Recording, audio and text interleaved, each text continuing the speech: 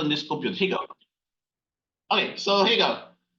Here are the videos for 2023 for the course. You know, you have all the videos that I covered last year when I taught Physics 07. And I started as well uploading the videos for this year.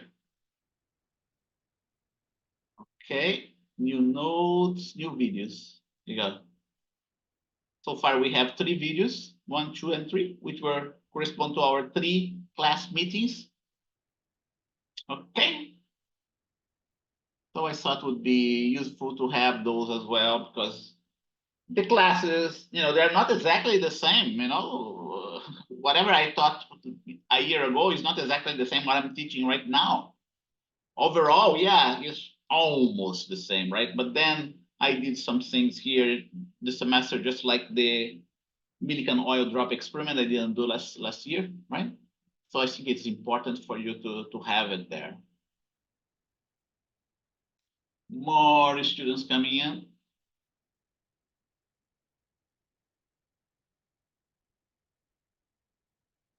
And any questions?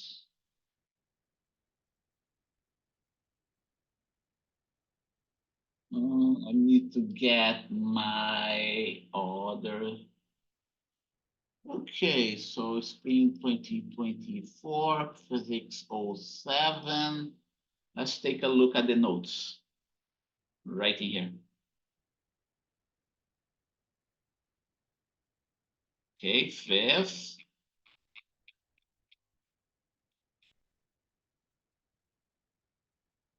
Seventh. Next one should be 12th, yeah. And today is the 14th.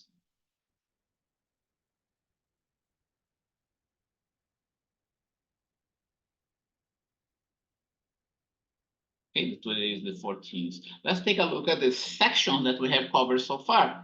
Right, let's go back here to our Wiley Plus login.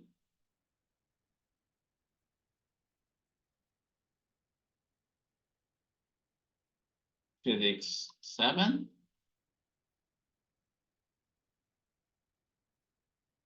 Wiley resources. Launch.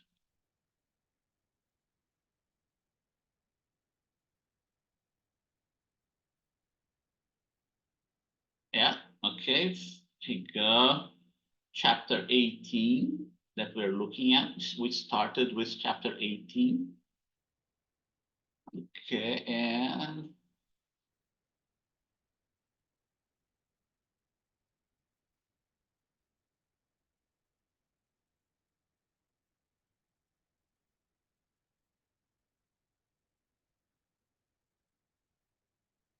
right in here. Okay, or origin of electricity. Origin of electricity. Okay, you might want to read that a little bit just to find out when we start to look at electricity, right? It dates back as far back as antiquity. And then charged objects and the electric force. That's something you can verify experimentally in a qualitative way with regular stuff that we have out there, just like the pen, right? When I was a kid, right, going to school, I found out if I rub this pen in my head, the pen becomes electrically charged. And we place this pen here by little pieces of paper. It would attract the little pieces of paper. And we have been exposed to this knowledge since antiquity. Okay, and that's where origin of electricity comes about. And that's where charged object and electric force also comes about, right? Conductors and insulators. I mentioned about conductors and insulators Those are two important types of electrical materials. I skipped charging by contact and by induction. Okay, I skipped that. And then we start talking about Coulomb's law. I'm not, just because I skipped doesn't mean that it's important. Yeah, it is important, okay?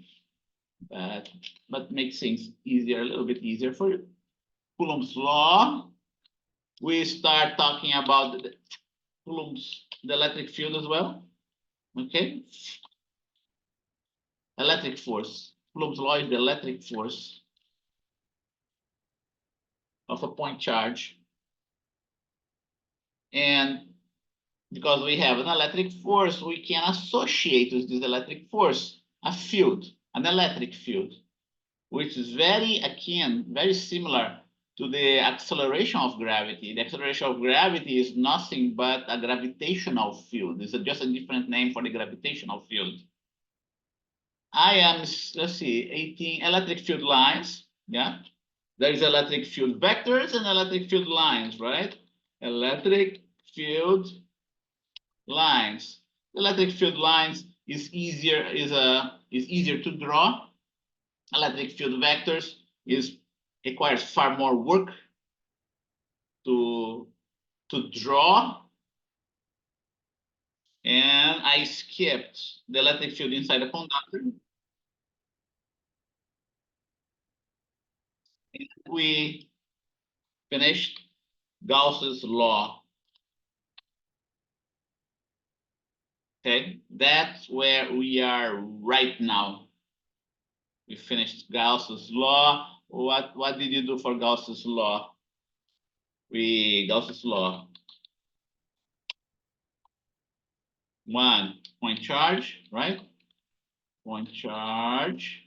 What else did we do? We did a spherical shell.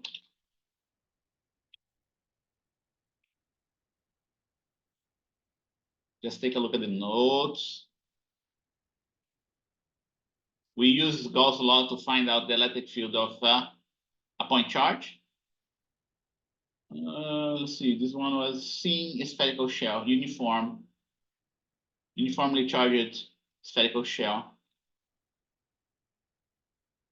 Okay, the next one is a linear charge, the rod.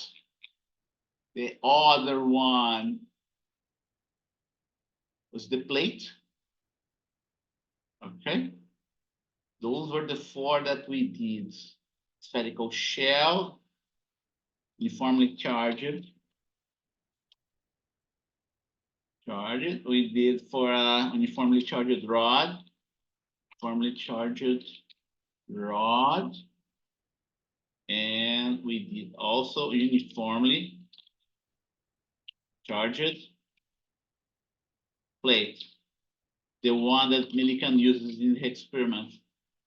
The one Millikan used in his experiment. Okay. Point charge, the field decreases with the square of the distance, with the square of the distance. Okay. Spherical shell uniformly charged outside decreases with the square of the distance. That is spherical shell. Inside, so let's put it inside E field is 0. Inside E field is 0.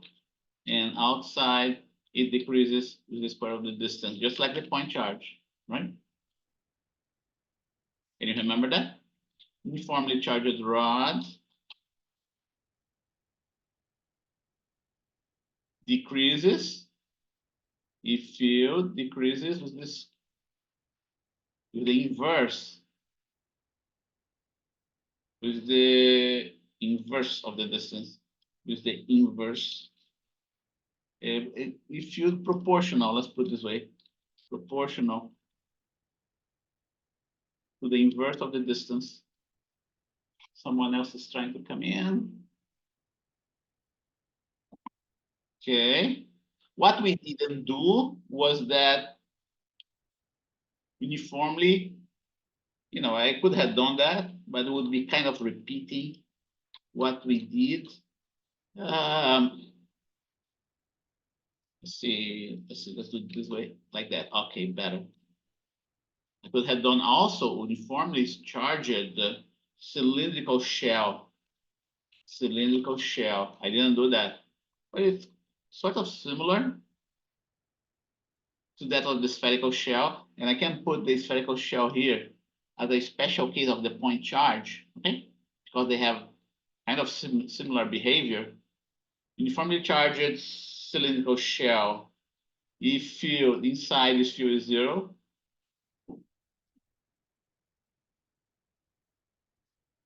inside the field is 0, outside it decreases with the inverse of the distance, More students coming in, and then start thinking about how would be uniformly charged sphere.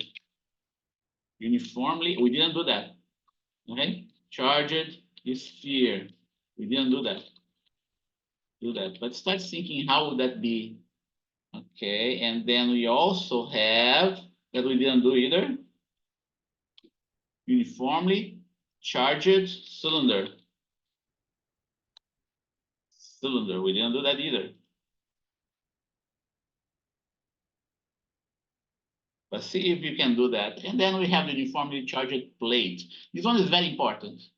This one is very important because if field is uniform, right? On one of the sides of the plate.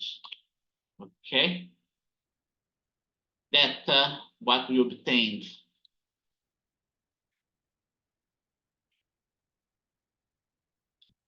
Single uniformly charged plate.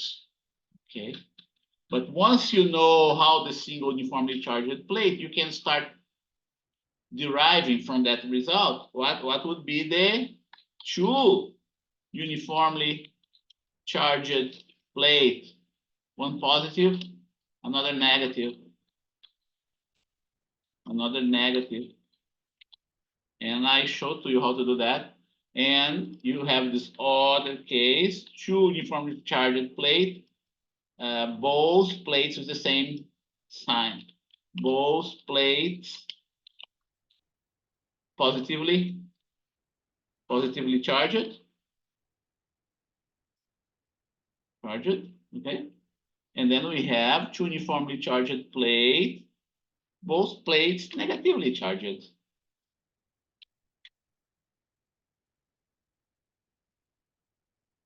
Okay, once you get the solution here, you can get the other two in a very easy way, just by using just by summing up the electric field of each one separately. Okay, the superposition, that's what we call the superposition principle. That's what we call the superposition principle, okay?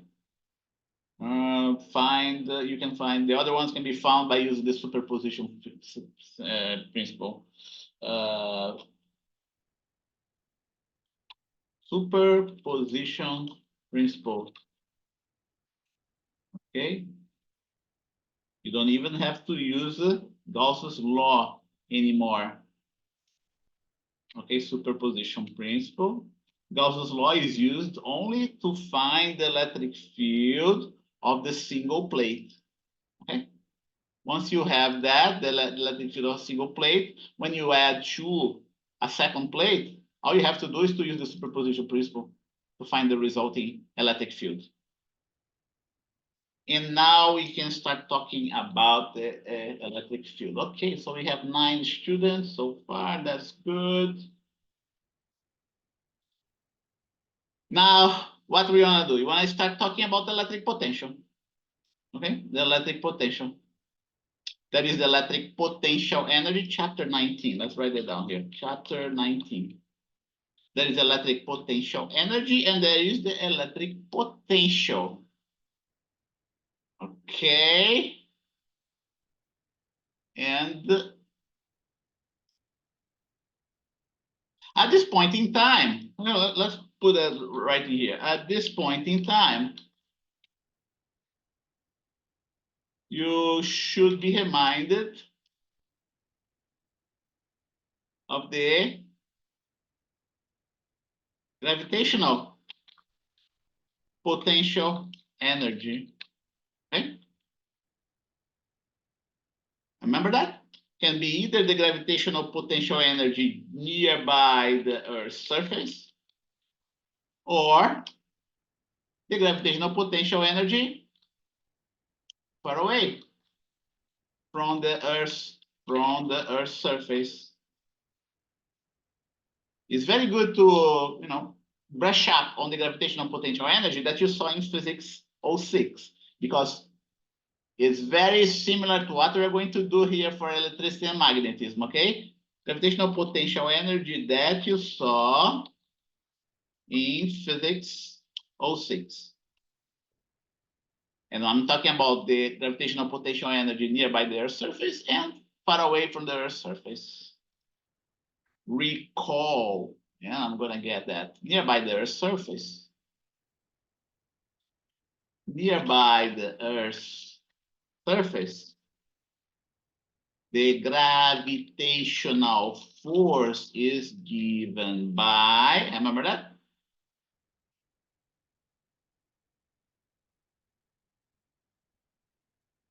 Gravitational force is given by, I'm going to put that in terms of a vector. Okay, here you go. The weight, right? The weight of a given mass nearby their surface, the gravitational force experienced by an object of mass m is given by something like that, m times g. Oops, back. Okay, which can be rewritten as minus mg y hat. Why did I have that? Yeah, there's a negative sign here. G, is where 1, 2, 3, where g is a positive number equal to 10 meters per second approximately. Okay, approximately 10 meters per second square. Don't forget, I'm going to emphasize that's a number greater than 0.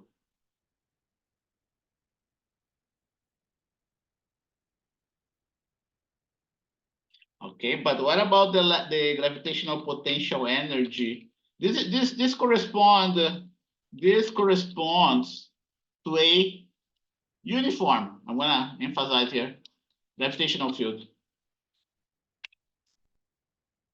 It doesn't change with height, but doesn't change with height nearby the Earth's surface. If you go very far away, then you discover that situation is different. Okay, gravitational field, and then we have the gravitational potential energy. Okay, I'm gonna put that here. Gravitational field nearby Earth's surface. Let's put it this way, right? Nearby their surface, the gravitational force experienced by an object of mass m. Let me put, yeah, like that.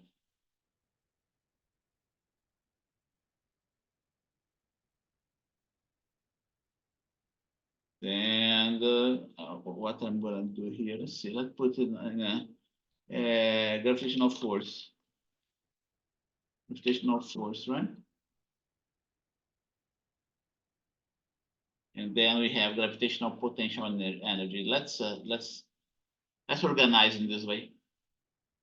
The gravitational potential energy, you remember that, right? It's given by nearby the Earth's surface again, is given by U mg y. Remember that?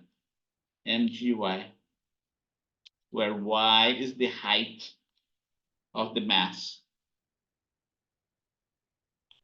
The higher the mass above the Earth's surface, the greater its potential energy, right?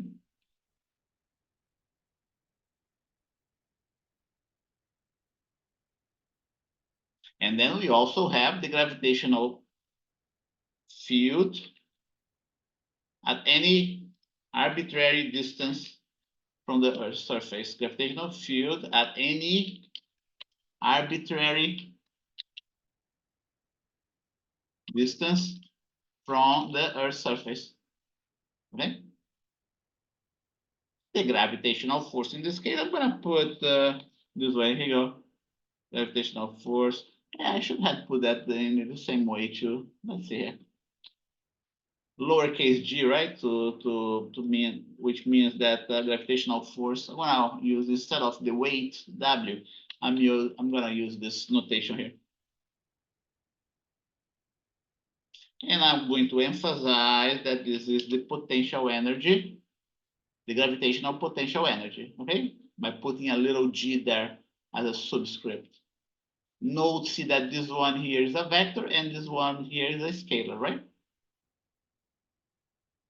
Okay, so the more generic equation for the gravitational force, which is a more exact solution, right? Then what you see here, very important. What you see here is an approximation, right? The above equation, the above equation is an approximation to the real result. Okay, an approximation, very important. It's an approximation to the real result. It works. It works only for places nearby the Earth, for heights, right? Not places, for heights nearby the Earth's surface. Earth's surface, and correspond to a uniform gravitational field.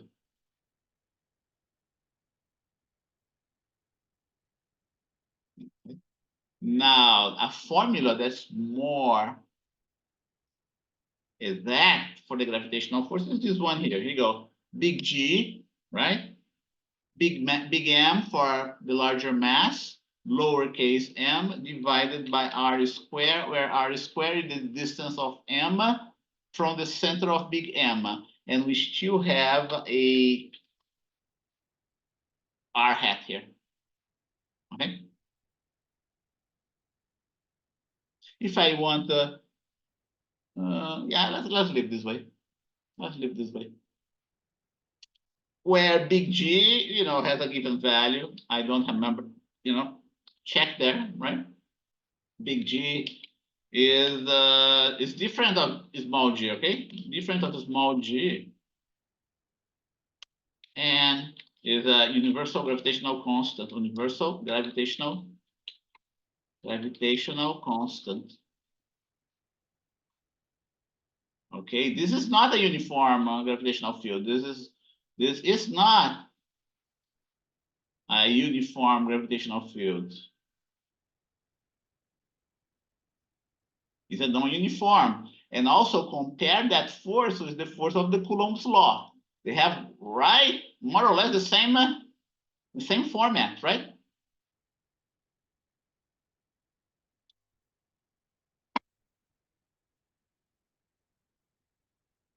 More or less the same format.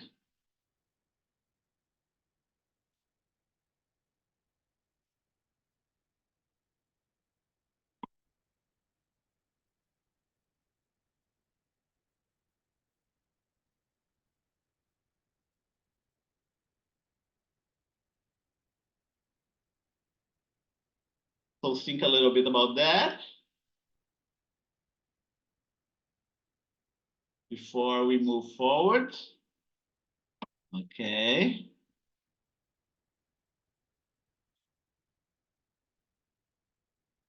And then, see, this is what's coming very soon, okay? It's just a reminder, right, of what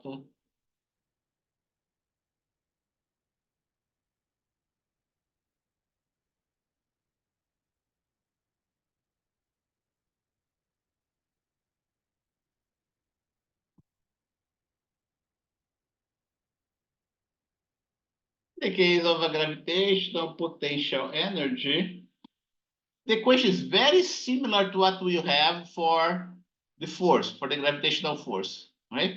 Remember this one here? And it's so similar that I'm going to copy and paste it here. Okay, and I'm not going to call it F, I'm going to call it U. Okay. The gravitational potential energy is going, and remember, because this guy here is a scalar, we do not need to have a vector there. That's not difficult to memorize, right? That's not difficult to memorize. Okay. Gravitational potential energy at R, if the mass is infinitely distant, comma, U is 0. Gravitational potential energy is 0. And all those definitions come from the definition of work. Okay? All those definitions that you see here come from the definition of work. This formula that you see right in here, we do not derive in this course. We do not derive in this course because it requires calculus. Okay? Differential and integral calculus. So all we do to you is, throw that to you. Look, that's what it is, right? That's what it is for.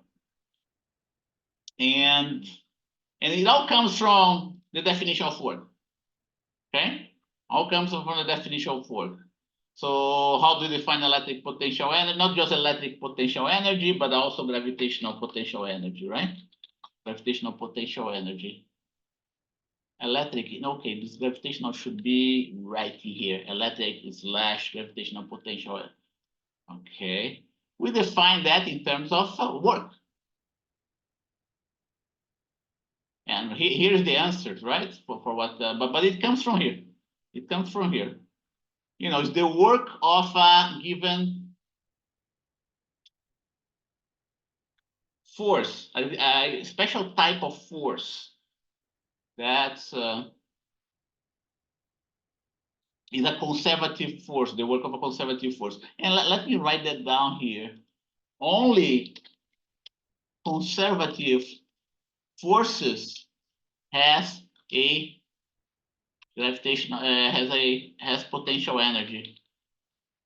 Potential energy. Okay. Friction doesn't have potential friction. Does not have a potential energy associated with it. Only conservative forces. Remember that. And it all comes from the definition of work. Work is the force times the distance and the cosine of the angle between the force and the displacement vector. Okay? If the force is not uniform, then this definition does not hold because you need to do some integration. Okay. However, if a charge is subjected to a uniform electric field, like you saw before, like the one of a large plate, it experiences a uniform force, and the work done by this force is going to be the work done by the electric force is going to be given by the, by the electric force, delta x cosine of theta. Okay. And there is a relationship between the force and the electric field. The relationship between the force and the electric field is something like that. Remember that? The force is the charge, the test charge times the electric field. Okay. And now the potential energy becomes is defining the same potential energy difference, right? It's defined the same way that we defined before. Is minus the work done by that force. Okay, so if this one here is the work done by the uniform electric force, this one is going to be the potential energy of that uniform electric field. Okay, and don't forget, we're doing uniform electric field. Okay, that's the comparison between the potential energy difference for the uniform electric field and the potential energy difference for the uniform gravitational field, right? Uniform gravitational field. And we can start even building a table. Let's do that. Let's see if I already have this table down here. If I have this table down here, unfortunately we don't have it. I'll have to build it from scratch. Let's do that. So here you go. Insert a table. Okay. 3 columns. Let's see how many we can get it here. Okay. That we have, let's see. Force, let's start with force. All right, force mg, gravitational, electric. That's, in this case, gonna be uniform force. Uniform force mg will be QE, like that. Uniform force. And very important here, 1, 2, 3. I'm gonna put lowercase m. I want you to note that the mass is the source of the gravitational force, right? And here this G is the gravitational field that I mentioned to you.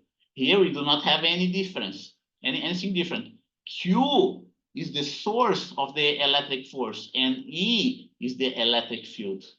So in a way, those two formulas are almost the same. The only thing that changes is the source of the force. The source of the field as well, the type of the field as well. That's the only thing that changes. Uniform force and let's see.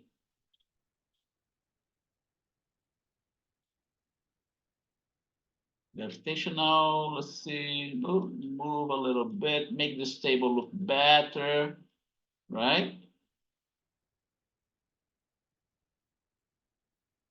Point mass.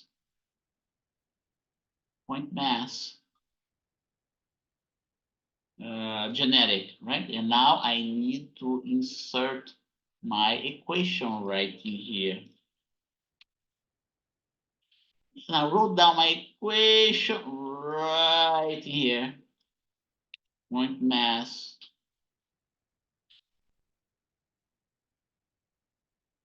And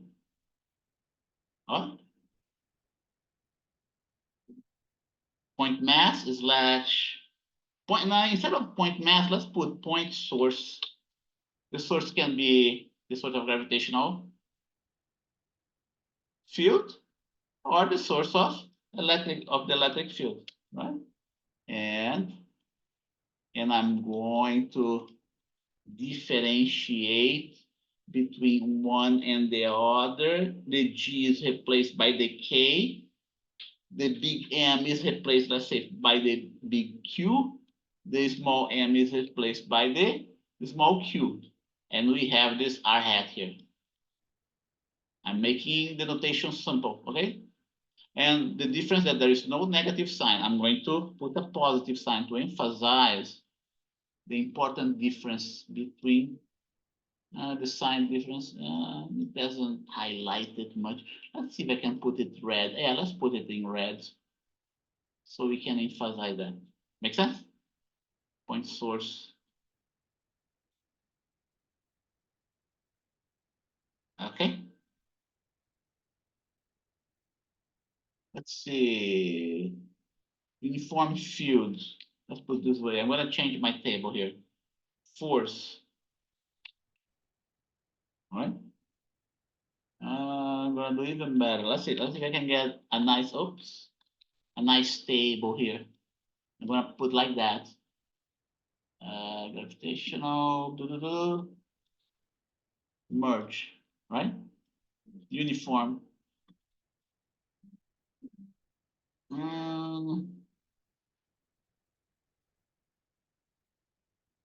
No, force, gravitational, gravitational, electric. Okay. And now, yep, I don't like that. Let's move a little bit more to the right here. Force, move. Tables are very useful.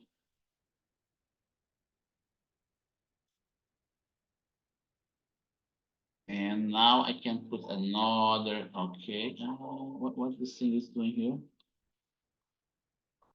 Yeah, something happened there. I do not know what happened, but let's see. Force.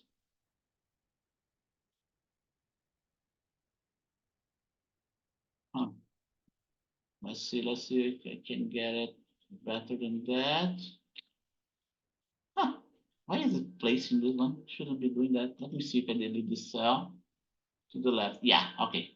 It did the job. Okay, and what goes here?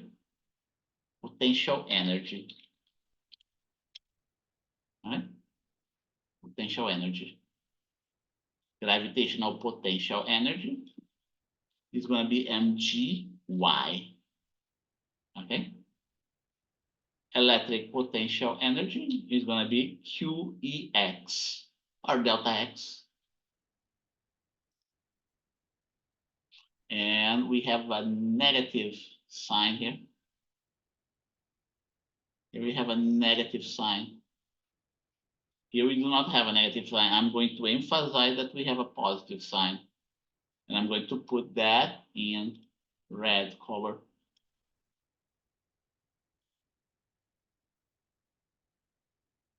Okay. And then we are going to have potential energy. We usually denote it by U. Okay, and it is, and here is similar. To differentiate the gravitational potential energy from the electric potential energy, I'm putting that subscript G in there, G and E. We do not have this one, okay? Like that, point source. And now that I finally came up with this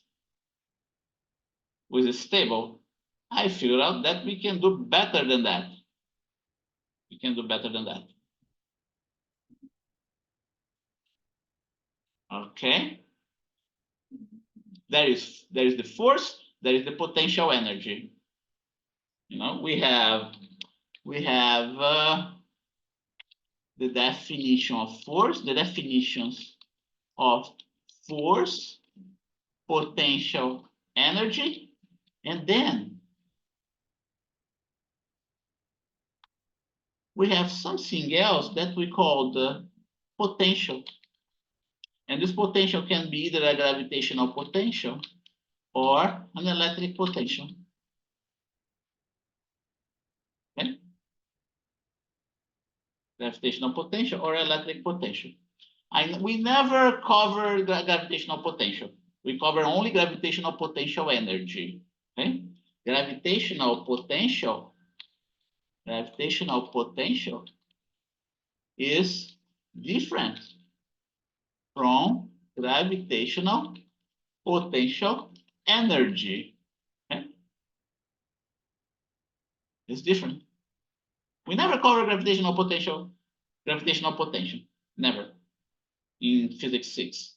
But it's something that can also be adapted to gravitational potential.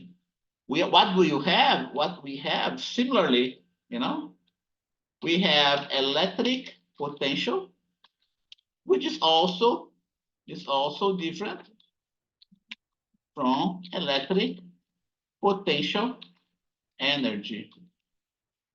Okay, you go. Electric potential energy. And then we come to a point where I'm going to switch the stable. I'm going to put it in a different way. Okay. Let's see how I'm going to do that. Insert. I'm going to make the table in a better way. No, it's 6, 2, 3, 4, 5, 6. And then let's put 7. We have 1, 2, 3. Let's see if we get it this way. Okay. Maybe I'm gonna need one more column here. I'm gonna just switch this table 90 degrees, okay? Then I'm gonna do it. Otherwise, it doesn't fit in this direction. I'm gonna here write this table so we can include the potential here, the new, what would have been the new column for potential, right? Now it's gonna be a row. I'm redoing this table because I cannot put the whole thing there, right? So how do we do that? Here, uniform, let's see, uniform field. Uniform field, point source. Is that right? See here. Must be right in here. Right in here.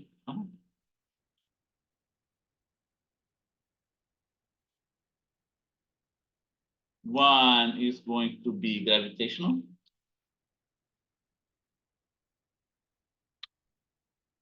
Gravitational.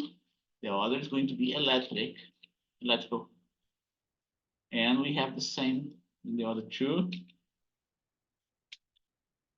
Okay. Here we are going to have, okay. Yeah, we're getting there, huh? Merge. Here's going to be force. Here is going to be potential energy. And potential energy we usually abbreviate by the letter U, whether it's gravitational or electric.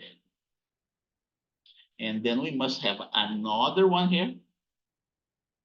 It's not going to be potential energy. It's going to be this new quantity that you are not familiar with, that we call just potential, and denoted by the letter D. Okay? And by the way, D is going to be equal to U divided by the source. By the source. The source for the mass is going to be M. The source for the electric field will be the charge, Q. Okay? Make sense? So this concept is applicable to the gravitational field as well. Even though we haven't taught gravitational potential. We haven't taught that. We have taught gravitational potential energy, right? And now uniform field, the force, mg, 1, 2, 3, mg. Here, 1, 2, 3, QE. Okay, let's see. No. This one belongs here. This one belongs here. For a point source, we have our equation. Right, here you go.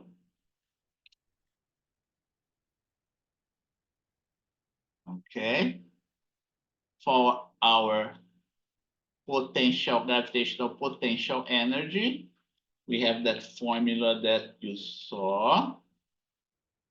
And the electrical potential energy, we have this one here. And I'm going to center, okay? Justify everything, including this one, and bold-faced it. Okay, I will bold-face those two as well, those two columns as well. And let's go. And I will write down gravitational potential energy is this one here. Electric potential energy is this one here. Notice that the electric potential energy is a function of the two sources, right? One source for the gravitational potential, another source for the gravitational potential. Okay, but when it comes to the gravitational potential alone, we end up, eliminating the source itself. That would be the gravitational potential, which is the gravitational potential energy divided by the little mass, or the test mass that we call it. We have something similar here for this guy. Okay, Ex. We call it V, right? Here is the V as well. V as well. And by the way, don't forget, is U divided by M, right? That's why we end up with something like that. Here is U divided by the lower Q. And then we can go ahead and italicize everything so to look it nice. Okay? And then how we get it for the rest? Okay, all we have to do is copy and paste here, right? And I even can, lowercase g here, lowercase, uppercase e, and subscript here, and subscript here to differentiate one from the other. All right? And don't forget, energy is U, potential is V. Okay, here you go. Electric potential of the charge Q, the main charge, and gravitational potential of the mass, big M.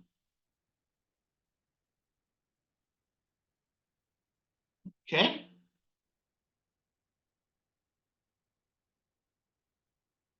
And then I can put a second set of rows here. Why is that? There's a reason for that. I'm going to show you. Yeah. I'm going to put it here. Field instead of force. I'm going to put it field.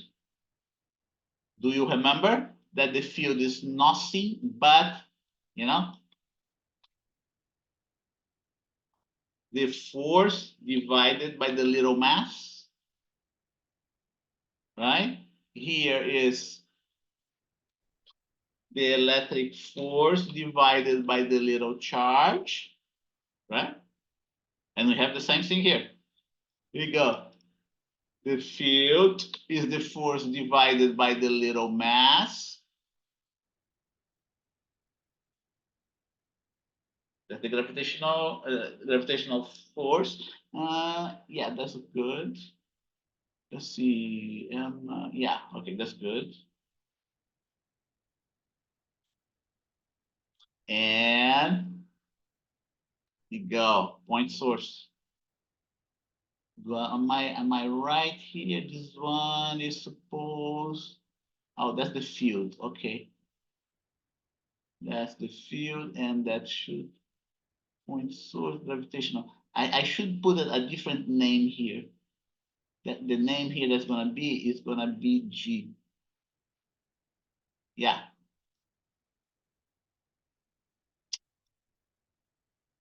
Otherwise, we're going to mix up, right? Don't forget the field, the gravitational field is the acceleration of gravity, right? And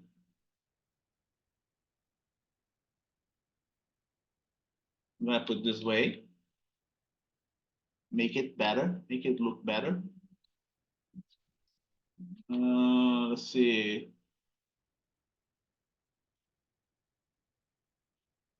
G, Y, hat, right?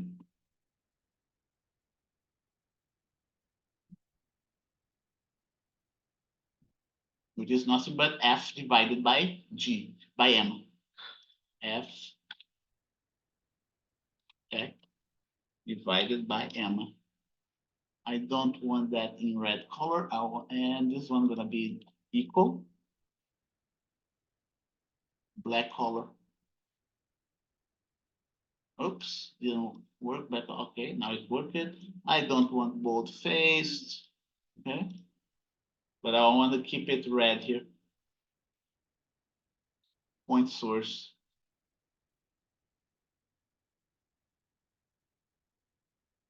For uniform electric field,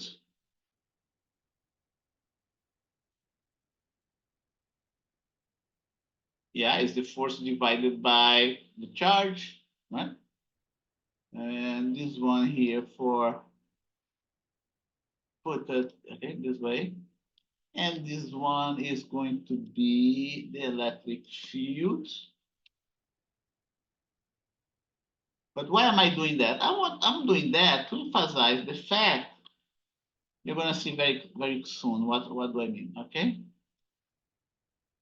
I'm doing that to emphasize the fact that for the field is the force divided by the mass, right? Similarly, for the potential is the electric potential energy divided by the mass. Here's the same thing. The electric field is the force divided by the charge. Electric potential is the energy, potential energy divided by the charge. Okay? That's the parallel that I want to make. So here you go. Here's for a uniform field. Here's for a point, for a field of a point charge, of a point source. Not point charge, but a point source, right? Point source for the mass, for the gravitational field is going to be the mass. Point source for the electric force is going to be the electric charge. Okay. And let's move a little bit more here.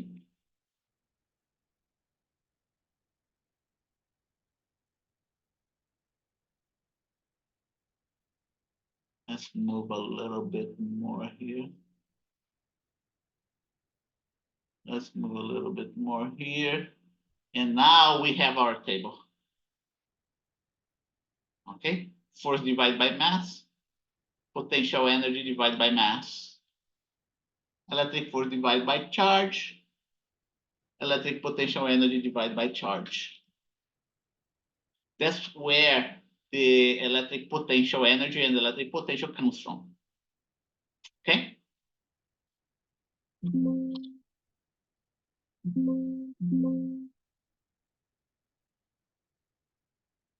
So 9:48. So let's take a look. Any questions? Let's see, did I miss anything here? Okay, let me take attendance.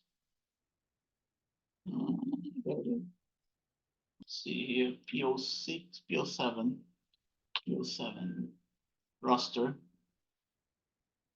Today is the lab. Okay, this thing here. I want to place it elsewhere. Okay, and now let's go for 14th of February. Alexandra, are you there?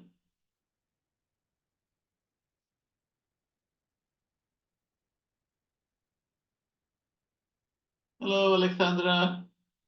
Let's see. Participants. What am I missing here?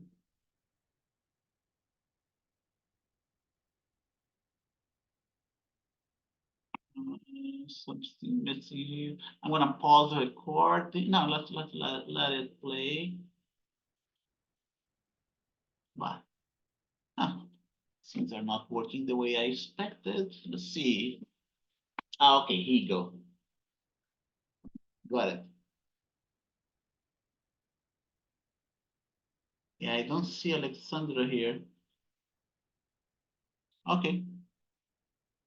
Alexandra is not here. Habi, are you there, Habi? No, Habi is not here. Jacqueline, I see Jacqueline here in my list. Are you there, Jacqueline? Okay, thank you. Yorgo, are you there?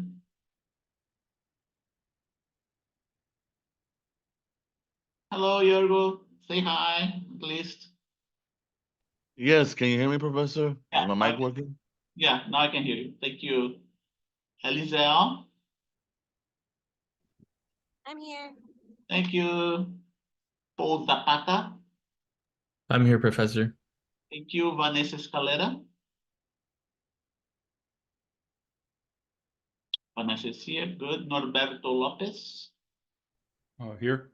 Thank you. Vanessa Mena. Here. Thank you, Vanessa. Next, Sky. Here. Okay, Sky Carvajal. Ashley Izumo. I don't see Ashley here. Let's see. Ashley. You know, I don't see it. Okay, next is Corina. Okay, good. So we have 9 students. It matches the number I have here. What time is that? 9:51. So let's go for our break. And then we can come back for the, when we come back, we're going to start our lab, our first lab. Let's see here. Break from 9:52 to 10:07 a.m., right? So see you in 15 minutes.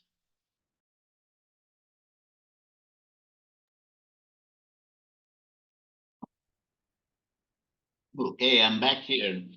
And let's go for the lab now, right? I'm going to share my screen here. Take a look. Okay, what you have here.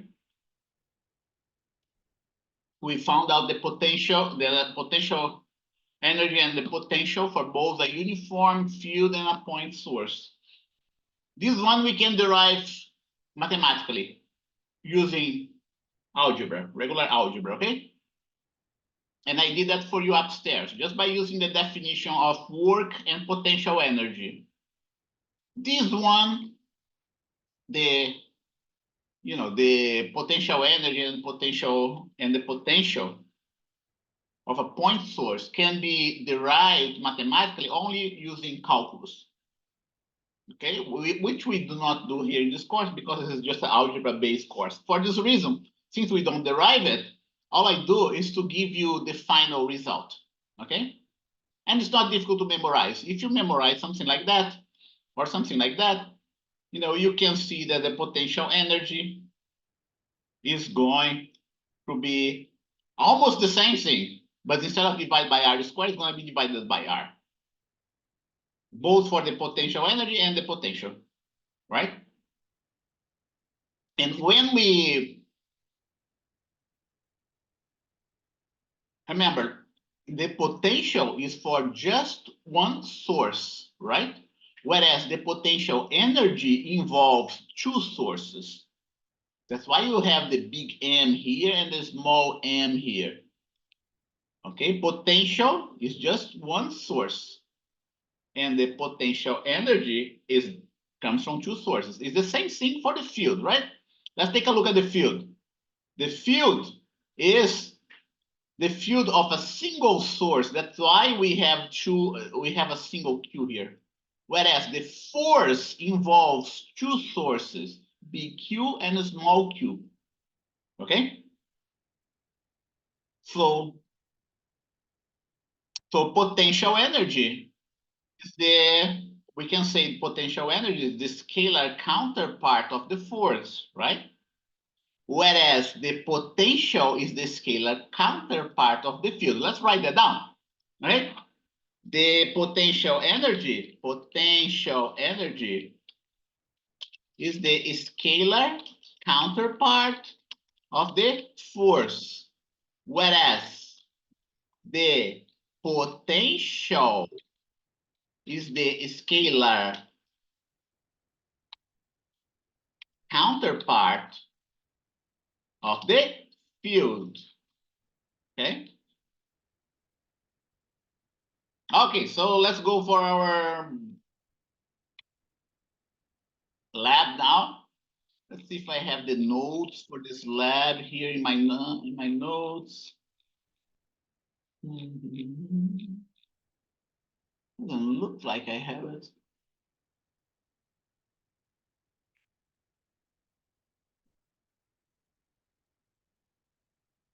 Yeah, it doesn't look like I have the notes here.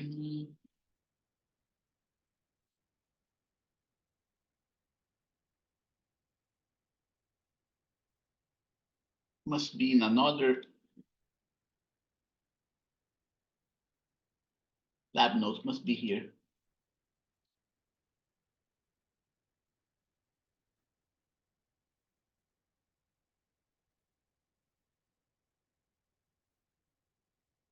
They were going, okay. Yeah, I separated the concept of electric potential. Okay, what you have here is similar to what I was doing today in the lecture, right? And now that you have an idea of the electric field,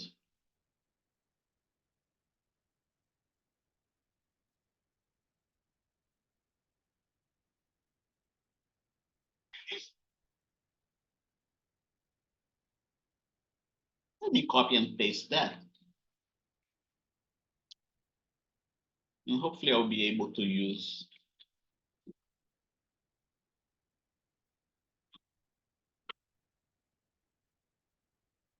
lab 1. I will put my page break here, and then I will center justify lab 1, electric field 1,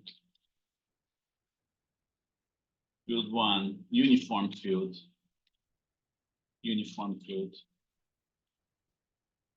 Ideally, we should be doing this lab there in person, okay? But we are not. Unfortunately, we cannot do that because this is a virtual lab. And we can verify the uniform field in real life. It's possible to do that, okay? You have to have the proper instrumentation, you have to have the proper materials, the proper equipment. And every time that I do this lab, you know, my students get a uniform field. And let me show you how we do that, okay? And just let me check here. Notes.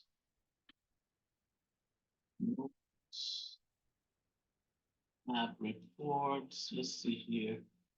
Raw data. Yeah, before we do that, I'm going to upload the spreadsheet there to your group folder. Okay. And you can start to download it. Download. Everybody has the link to their group folder, by the way. If you don't have a link to your group folder, let me know. Google Drive. You're going to need to access. You have to access that. And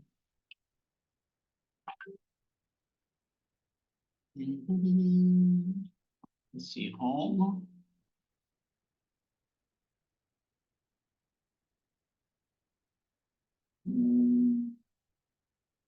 Google One. What's the Google Drive? What's that? Google Drive.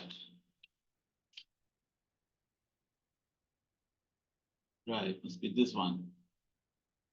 Yeah, that's the one.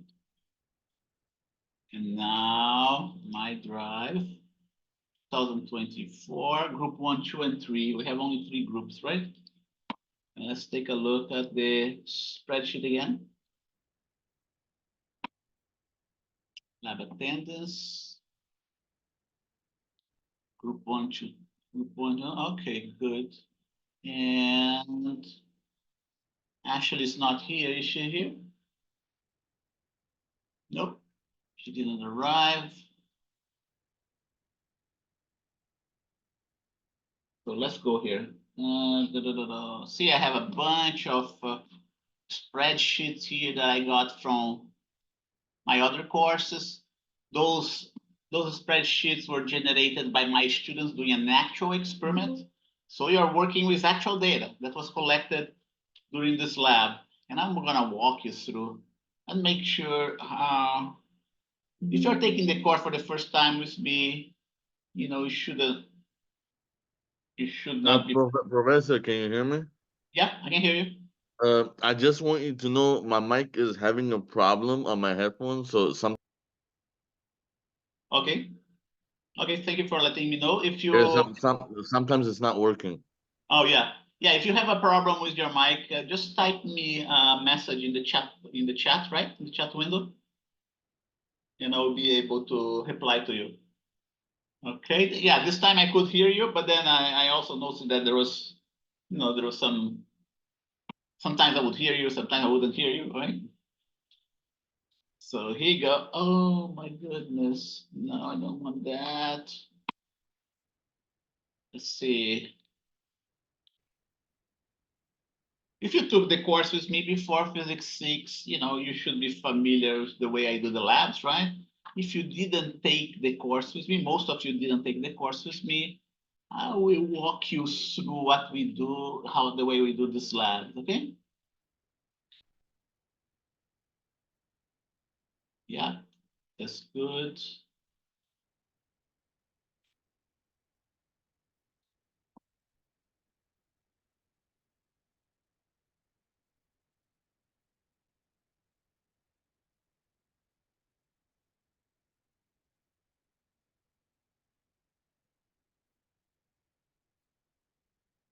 Okay, so it looks like we have everything in good shape here.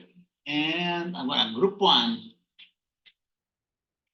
Group one, you have your spreadsheet there. Group two, you have your spreadsheet there. And group three, you have your spreadsheet as well. Okay, that's group three spreadsheet. That should be group two spreadsheet. And that's group one spreadsheet, okay? So you have, and in this meantime, I'm going to get my notes for this lab. Please bear with me.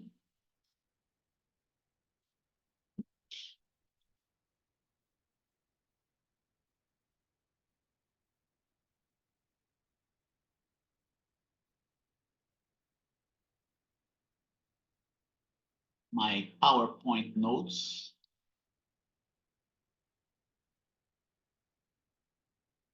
Videos, syllabus.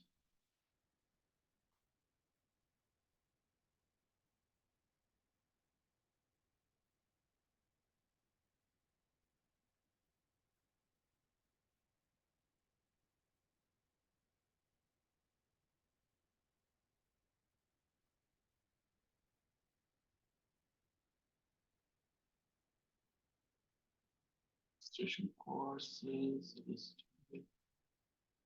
Lab slides. Yeah, let's try this one here.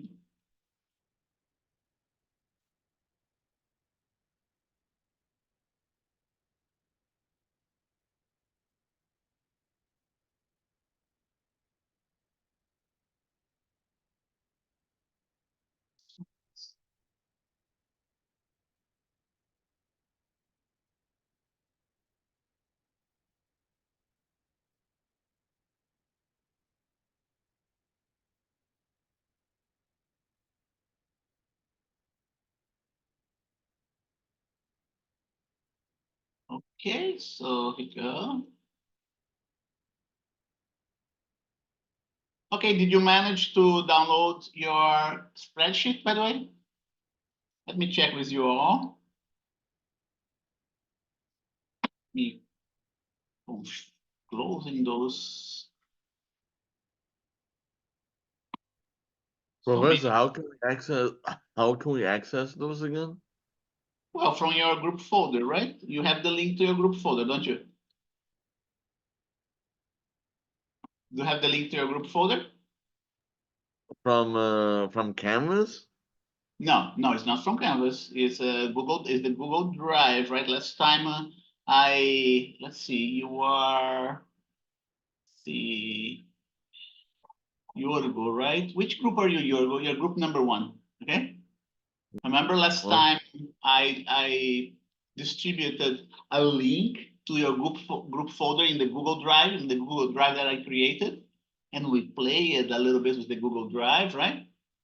You copy documents into the Google Drive, you delete the documents. Remember that? You will let, have, let me see if I can find the link. yeah, check the link that I sent to you. If you cannot find, let me know and I'll send you the link again. Okay.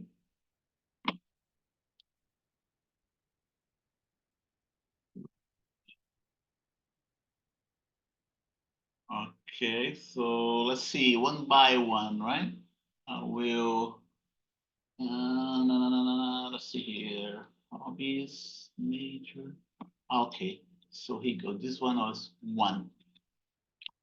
This one was meeting 2.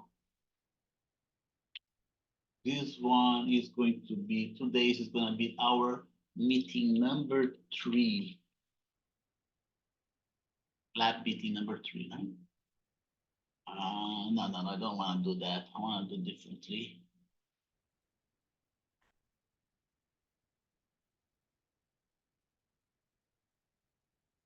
One, do like that, do like that.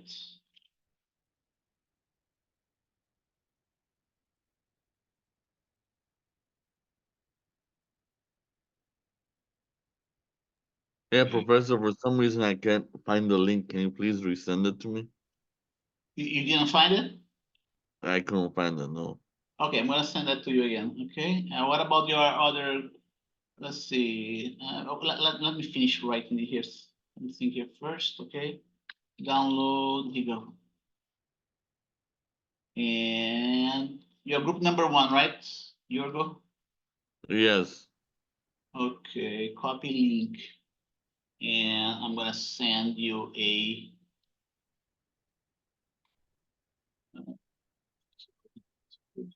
Okay. Okay. Link for your group folder. Okay, here you go. Keep it in a safe place. You're gonna need this link for the rest of the semester. Okay. Where should I keep it? Just like in a folder or something? Well, it's up to you. The best way that you can organize your stuff, you might want to keep it in a, copy. You might want to create a Word document and keep your link there in Word document, or maybe you have a better way of doing that. You can put it in an email that you send to yourself, and then you store that email for further, reference. It's those are ideas that I have. Okay. Now, whatever is best for you, you decide. Okay. And also, you can ask your other group members how do they keep this link? Where do they keep this link for easy reference?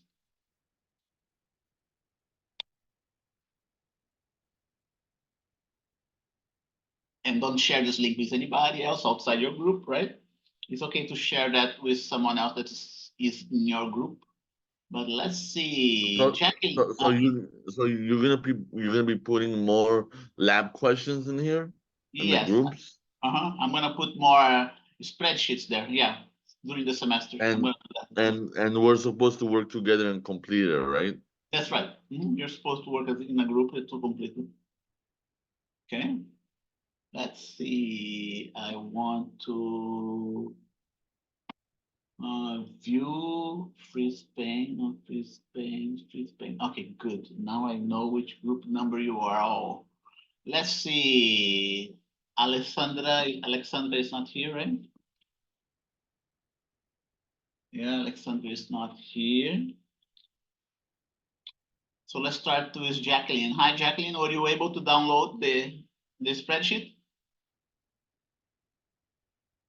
Yes. Okay, good. So I'm gonna put it by here. Yorgo, were you able to download the spreadsheet? Yes, I just did right now. Okay, good. Lizelle, were you able to download the spreadsheet? Yeah, I was able to. Okay, thank you. Paul Zapata, were you able to download the spreadsheet?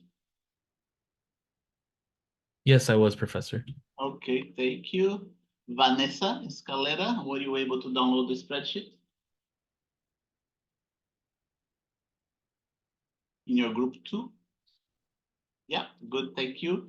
The Norberto Ruben Lopez, were you able to download their spreadsheet? Yeah, I was able to. Okay, good. Next, the other Vanessa, right? Vanessa Mena, were you able to download their spreadsheet, Vanessa? Yes, I was. Thank you. Next one is Sky. Hi, Sky, were you able to download their spreadsheet? Yes. Okay, good. Ashley is not here today, right? Let me put O and O there. O and O. And then Corina, were you able to download their spreadsheet? Yes, okay. Okay, so let's see. Okay, so your spreadsheet looks like, if you haven't taken this course with me before, the spreadsheet looks something like the following.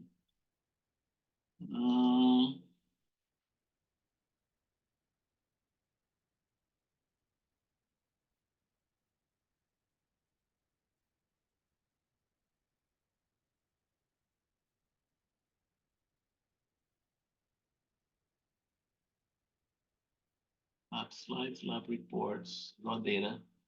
I'm gonna get one out of those. Here you go. Oops, what's that? Lab one. Let's wait. Okay, your lab spreadsheet looks just like that. We're going to work on this spreadsheet. Okay, they have all those numbers formatted in this way. The first thing you gotta do, put your group number here. Okay, student, the name of student number 1, name of student number 2, 3, and 4. If you have 4 students in your group, and put the date as well. Let's start with this one. Electric field 1. Okay, first thing you do, fill up the group information and the date in the left, upper left of your spreadsheet.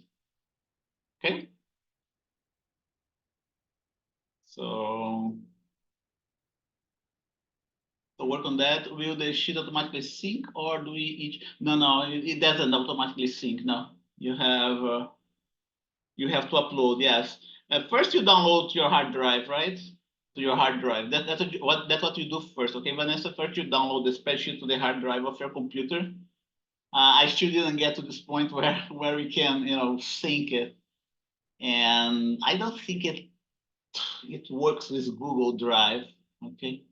Yeah, it definitely doesn't work with Google Drive because this is Microsoft Excel. Okay, so you have to work in your own computer hard drive. Collaborate with your group members. So only by downloading it we can actually write on it, right? Yes.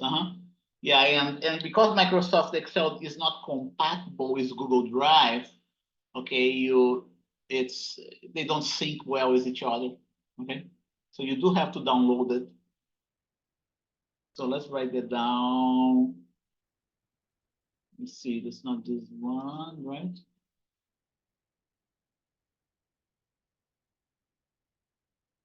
Notes, okay. First, One, download the spreadsheet from your group folder to your hard drive in your computer. I downloaded and it opened in Google Sheets. I need to see what's happening there, Lisel. Most likely you are. Did you double click in the Google folder or you download to your computer and definitely operates differently from? Yeah, it is different. That's right. It's not the same form. Oh, your iPad. Your iPad must be different. Okay. Yeah. It's okay to be in a Mac, but the iPad, I'm not sure if it works in the iPad, okay?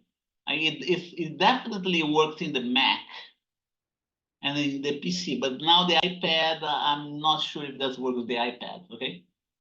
I'm not sure. Professor, Yeah, so when we open it up on our drive, it takes us to Google Sheet, and that's Google's version of Excel. And with that, we can all work on the lab together, and it'll show us like in real time of really? us putting our own things. Like for example, for our names, we can all put our own names to, and it'll show up there. Really? Let me see. Let me see. Let me download. I'm gonna download. I never saw that happening. You know, I never saw something like that happening in the past. You know, unless they made a major upgrade in Google Drive. I'm gonna download this document here. Download it. Let's see. So, Professor, if you just click on it, you don't have to download it. You could just click on the file that you're sharing. Uh-huh. So just click on the name, and then it should open up on Google Sheets. Oh yeah, yeah. Okay. If you're doing this way, you shouldn't do this way. Okay. You shouldn't do this way because Google Sheet is not compatible with Microsoft Excel. Okay. And whatever shows up in Microsoft Excel doesn't show up correctly in Google Sheets. Okay. So your best bet is to do what I told you, right? You download it to your hard drive just like I did. Okay. See that now I have the document. Here you go, downloaded to my hard drive, right? And then you double click in the file in your hard drive. Do not double click here in Google Drive. Do not double click in Google Drive because Google Sheet is not compatible with Microsoft Excel. Okay. Did you manage to do that? Here you go. Here you go. Double click here. See now I'm in Microsoft Excel. Okay, if I double click in Google Sheets, look what happens. If I double click here in the Google Drive, look what happens. Look at the icon here at the top. See that? This is the symbol. This is the symbol for Google Sheets. And Google Sheets is not compatible with Excel. But if I double click in my hard drive, I get a different display. Okay, see that? With Microsoft Excel here at the top. It does sync, but it doesn't sync correctly because Google Sheet is not compatible with Excel. Unless they make some major changes to Google Sheets recently, okay? But if you want to, be safe, download your hard drive and work from your hard drive. Okay. I'm gonna cover how we perform this experiment so you have an idea how it's done. Okay, and let me get my lab slides. Professor, I have a question for Microsoft Excel. Do I have to pay or something to buy? Because it's telling me you have to sign in to Microsoft and stuff like that when I downloaded it. Really? Do you have Excel installed in your computer, Jürgen? I don't think so. Okay. Maybe that's why they are charging you. You need to have Microsoft Excel installed in your computer, but because you're a student of LA Harbor, I understand that LA Harbor offers a license for all their students. Okay, so you wouldn't need to pay if you check how you can get Microsoft Excel from the college. Okay, there's a way to do that. I know it's possible. So okay, so I guess I'll go today or tomorrow and ask them. So they Yeah. should give me like a code. Yeah, that's right. There's a way for students to get Microsoft Excel from the college for free, okay? Not just Microsoft Excel, but also PowerPoint and Word, things like that, you know? Now, what's the procedure to do that? I do not know, because I have my own Excel here in my machine. I don't have to worry about that. But some of the students might know that, right? Anybody in the class knows about the Microsoft Excel offer there at the college? Anybody knows how to? Professor, have you bought yours? Yeah, I have my own personal, you know, I pay every year. But you don't need to do that. You can log in with your LACCD email password. Okay, that's Vanessa, right? Okay, Vanessa Escalera. Okay, library guide. Oh, okay, nice, Paul. Thank you very much. Student account. See that, Yorgo? Take a look at Paul Zapata's and Vanessa Escalera's chat messages. Okay. Yeah, I'm looking at it. Okay. So you should be able to do that. Let me go get it here. Okay, Peter, that's the one. Okay. And what you have to know, not see that we just covered potential, right? Electric potential. And electric potential is a very useful quantity in physics, okay? And electric potential, I'm gonna write that down here for you, is a very useful concept in physics. I would say more useful than the electric field. More useful than the electric field. Than the electric field concept. Okay. Why is that? Why is that? Okay. Oh, the reason is very simple. The reason is very simple. It is far simpler to measure the electric potential of an electric charge distribution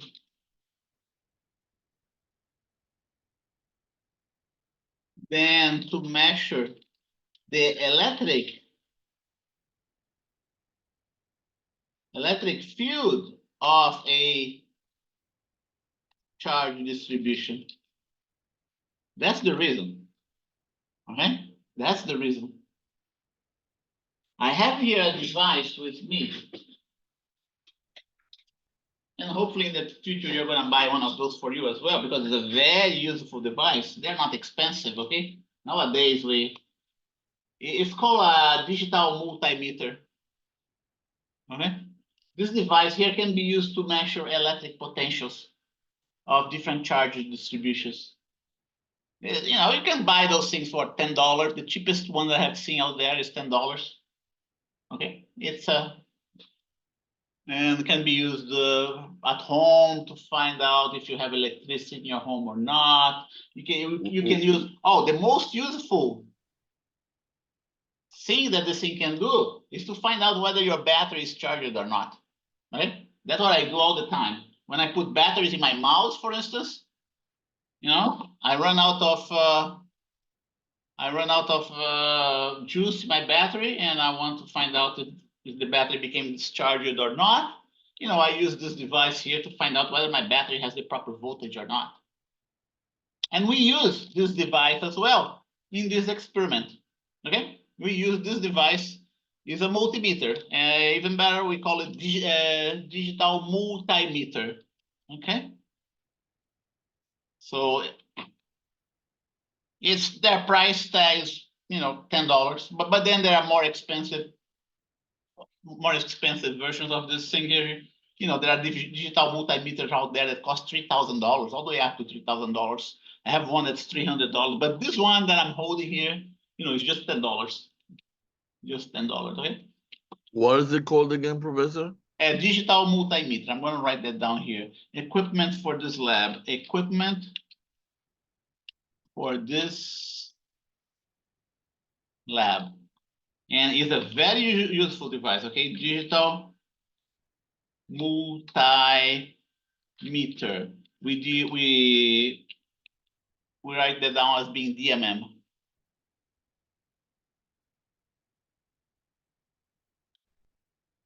Here you go. Download the spreadsheet from your group folder to your hard drive in your computer. Open the spreadsheet. Make sure you have Excel, Microsoft Excel installed in your computer. MS Excel installed in your computer, okay? You must have Microsoft Excel. Okay, let's go. Digital multimeter. In this lab, we will use the DMM to measure voltage, okay? Or electric potential. To measure voltage is what? Is the electric potential, okay? And I didn't mention about the units, okay, of the voltage. Let me mention the units of the voltage for you, right? Okay, here you go. Here's a table. The force, the unit of the force is the newtons, right? The unit for the electric, for the gravitational field or gravitational acceleration is meters per second square. That you know, right? And now the unit for the electric field, remember the electric field is defined as being force divided by charge. You know, you can do dimensional analysis. And what do you get? When you have force divided by charge, you get this unit here. You get newtons divided by coulomb, right? Potential energy, you already know the potential, gravitational potential energy has a unit of joules, right? But the unit for the potential energy, the electrical potential energy, is also the joules. Is also the joules, because it comes from the definition of work done by a given force. So the unit for the gravitational potential energy is the same as the unit for the electrical potential energy. Now, what about the potential? There is the gravitational potential, which is joules divided by kilograms, okay? Remember, you know, gravitational potential energy divided by mass, right? It has to be joules divided by kilogram. And then you have the definition of electric potential, which is electric potential energy divided by the charge. So this unit, joules divided by coulomb, shows up so frequently in physics that we give it a name. We call it the volts. Now, remember that? Volts, 120 volts, 220 volts, okay? And represented by the letter V, okay? And that's what my device here measures. This device can measure not just volts, but it can measure other things too.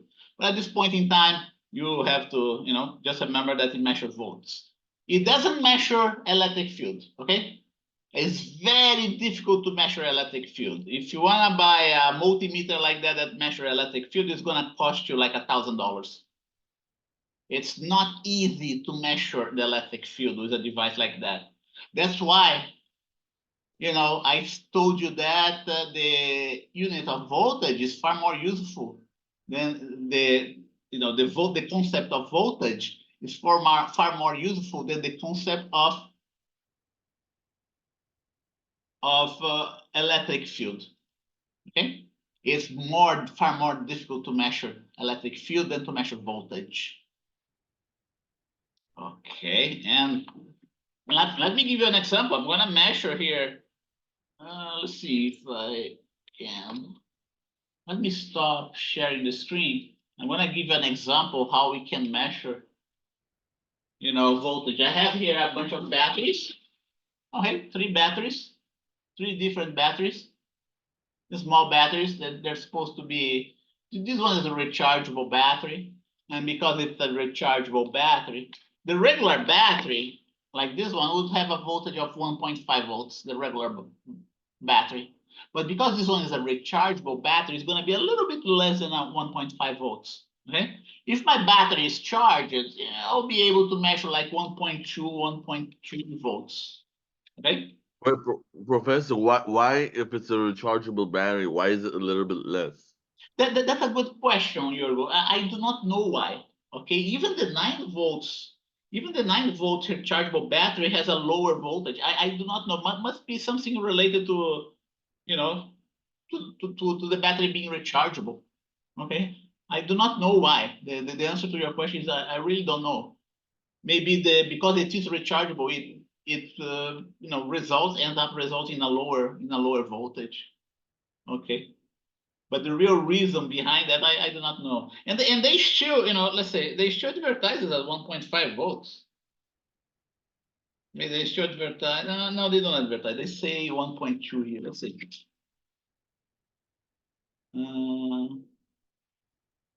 Yeah, they say 1.2. Yeah.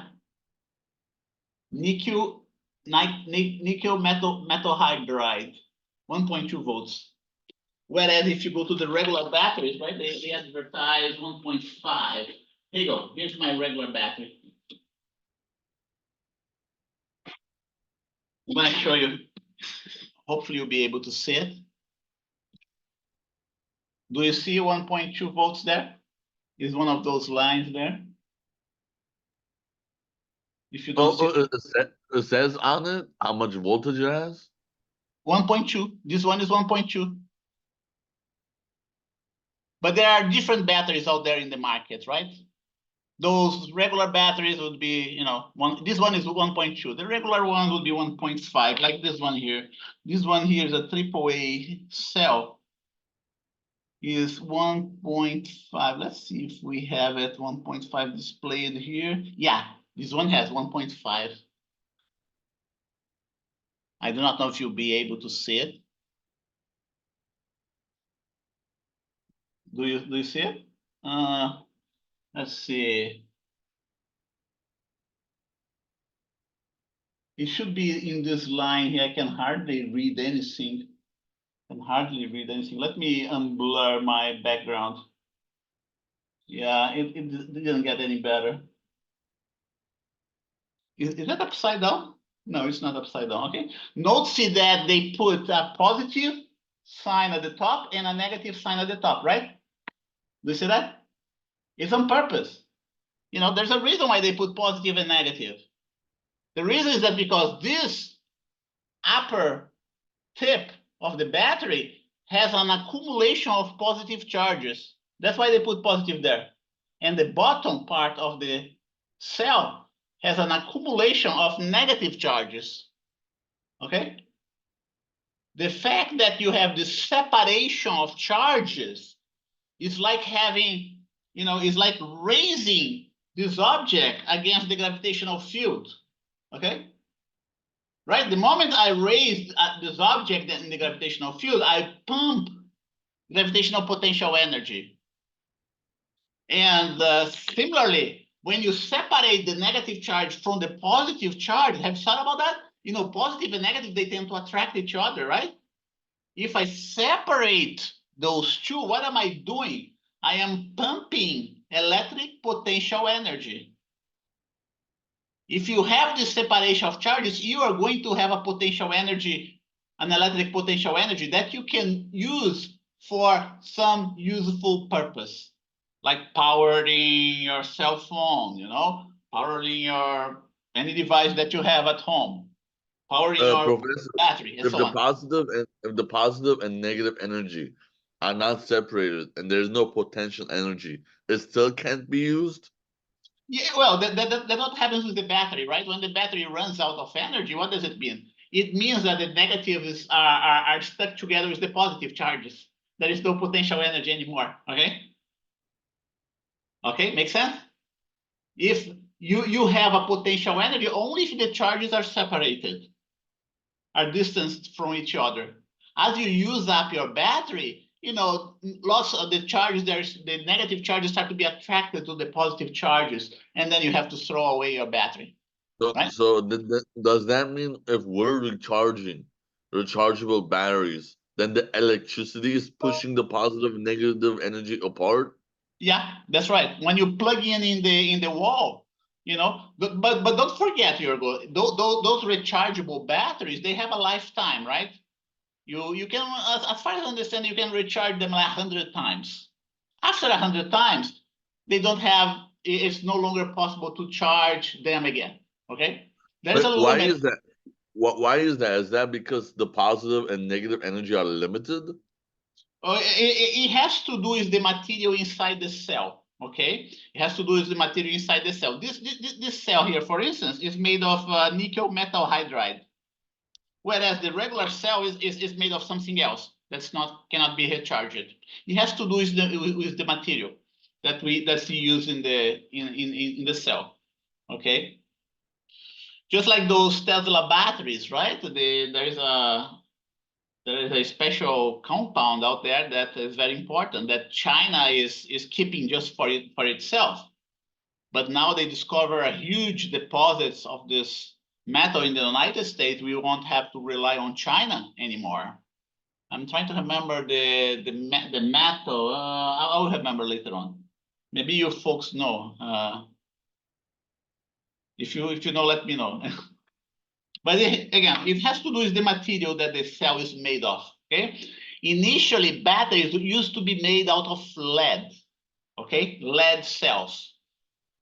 But now we advance further down and we are using other stuff. Okay, we are using Uh, other. this might be our topic, but what's the best material to keep the battery live the longest? Do you know? Yeah. I'm trying to remember the name of this material. Let me see if I find it here. Types of batteries. Let me read it. Let me see. Types of batteries. Use the lithium ion. Here you go. Lithium ion. That's what I was trying to remember. So those lithium ion batteries, it looks like they are the best one that we have out there. China was keeping their lithium material to themselves, because they need for their own market. And the United States recently discovered huge deposits of lithium in the United States, so they won't have to rely. So we don't have to rely on China's anymore.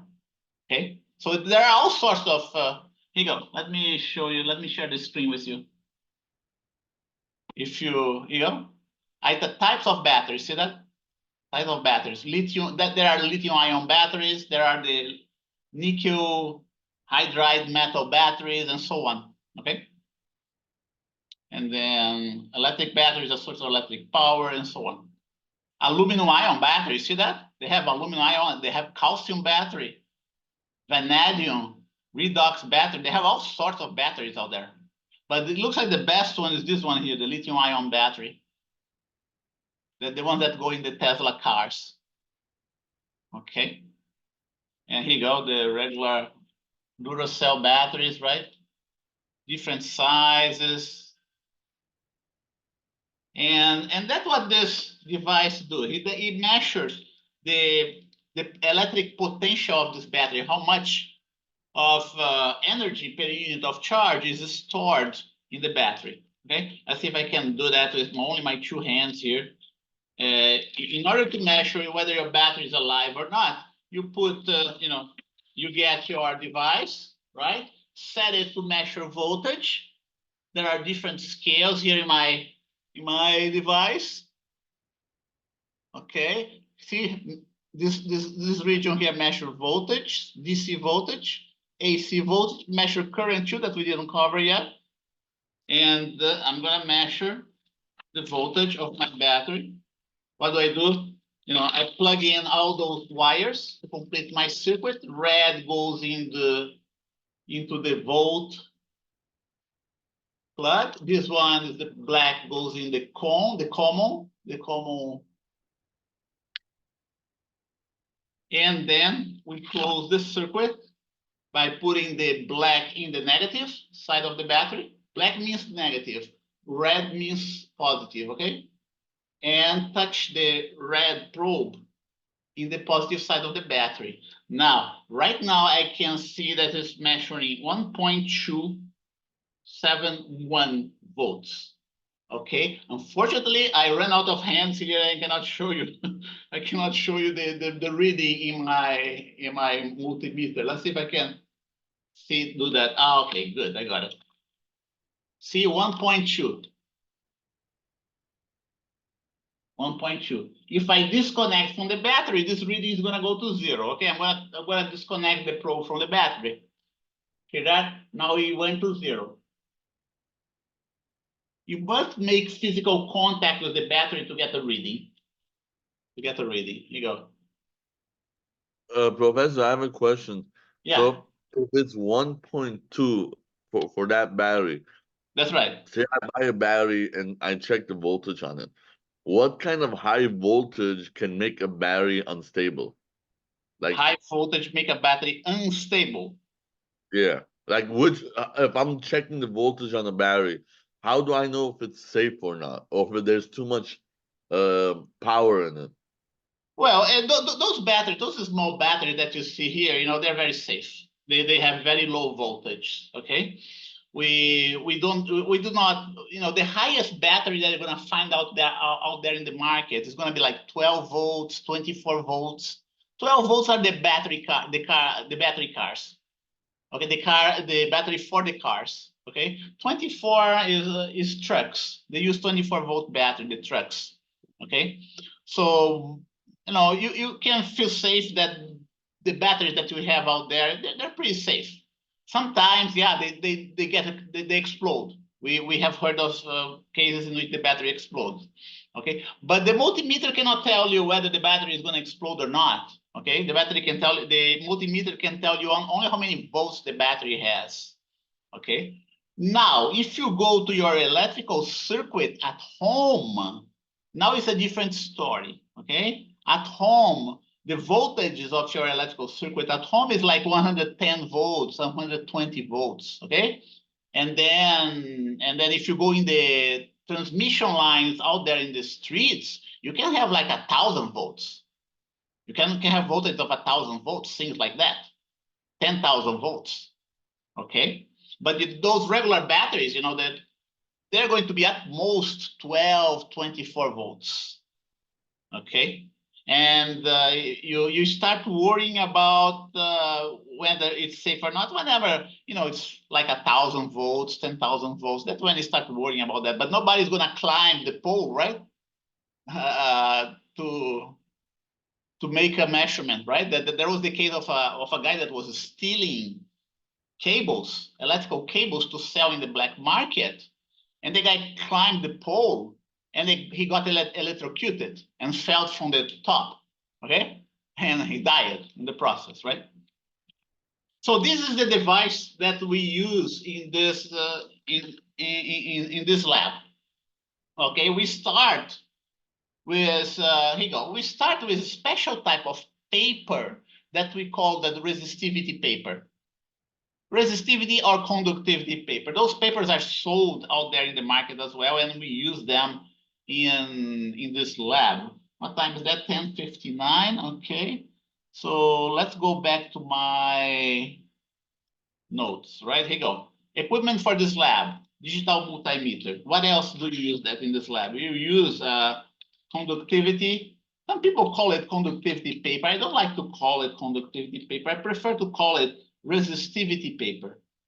Resistivity paper. Okay? Resistivity paper. It's a black paper that's sold out there. Let me get here so you can get familiar. Conductivity paper. Conductivity paper. Conductivity paper resistivity. Let's see. Scholarly conductive paper is designed for plotting equipotentials and electric field. Its resistivity is approximately 5,000 ohms per square. Let's see. Here you go. Pasco Scientific. They sell those things. Okay. Here you go. They don't have a picture of the actual conductivity paper, unfortunately, but it's a black electrical resistivity. Resistance. Does Amazon sell it? What did you say? Does Amazon sell it? Most likely, yeah, most likely. Let's see, Wikipedia. A resistance paper, also known as conductive paper and by trade name Teledeltus paper, is a paper impregnated or coated with conductive substance such that the paper exhibit a uniform and non-surface resistivity. They don't have a picture. I want to show you a picture. Let's see. Oh yeah, here you go. Remember I told you it's a black paper? Conductive paper, Pasco. See, Pasco sells that. Let's see. And it is black like that. Okay. You can see you have some crosses here along the paper. What those crosses mean? Those crosses are there just for reference. You know, the distance between crosses is 1 centimeter. So it is just like, XY type of coordinate system. Okay. And here's my resistivity conductive paper. Okay. Is impregnated with conductive substances, so you can measure the voltage across different places in the paper using the multimeter. So let's see, 11 o'clock. Let's go another 4 minutes, right? And then we take a break. Okay, conductive resistivity paper, black in color. Someone messaged you, Professor. Someone messaged me. Okay, thank you for letting me know. Let's see. Do we have to buy any of these things for the lab? No, you don't have. No. This is, remember, this is how do you call it? Our virtual lab. But I want you to have a feeling how this experiment is done. So I'm going through the equipment. Okay, you don't have to buy. But if you have money, if you are interested in doing those experiments, yeah, you could buy it. Yeah, you could buy, and then if you have your own curiosity to perform the experiments on your own, they're at home, let me know and I will walk you through how the experiment is done. Okay, but like I said, Vanessa, you don't have to buy it. You don't have to buy it. Okay. And let's see, conductivity paper what I wanted to write here, conductivity paper, resistivity paper, black in color. These papers are impregnated with conductive. How do they write that down there? Conductive. Blah, blah, blah. Replacement. Yeah. Okay. Electrical. Let's see. Yeah, with conductive material. Yeah, it's conductive material. Okay. To make it lightly conductive, is lightly conductive. Okay. And 11:04. Okay, let's go for our break. Okay, 11:05 a.m. to 11:20 a.m. break. It looks like we won't be able to finish this lab today, but then if you don't, we continue next time, okay? And any questions? Yeah, I have a question, Professor. So Yeah. you're saying each battery, especially the rechargeable battery, is like 1.2 voltage around there. But if I keep charging the battery for hours and hours and hours, will it either blow up or will it go over 1.2 voltage? Yeah, there's a likelihood that you blow up, right? Especially the regular batteries, right? They tell you that you are not supposed to charge regular batteries because there is a risk of explosion, the regular batteries. And also, even rechargeable batteries, once you charge them, you don't want to leave them forever, okay? Because you run the risk of causing an explosion. It never happened to me, okay? But here you go. Here's a charger. Here's a charger. Those things are sold out there. The charger for those batteries. And I don't use regular batteries anymore. Because I like to keep on charging those things several times, eliminates on disposal, right? Saves the environment. Remember, I can use this thing 100 times until they stop functioning. And then I throw them away. and buy more of those rechargeable batteries. I don't buy regular batteries anymore. Where do you buy them from? These days, it's so hard to buy batteries. Well, anywhere you can. I believe you can buy even a supermarket. You know, the rechargeable batteries. I think you can even buy those things at regular supermarkets. Okay, or even at online, right? So if you go online, it's gonna be easier. But let's see. Yeah, try a supermarket, see if they have it, or if you don't find a supermarket, so those regular stores on that sell electrical stuff, electronic stuff. You know, nowadays, Best Buy, for instance, Best Buy, definitely you can buy rechargeable batteries and a charger, okay, at Best Buy. You know, nowadays with those brick and mortar stores that are going out of business, right, because of the internet.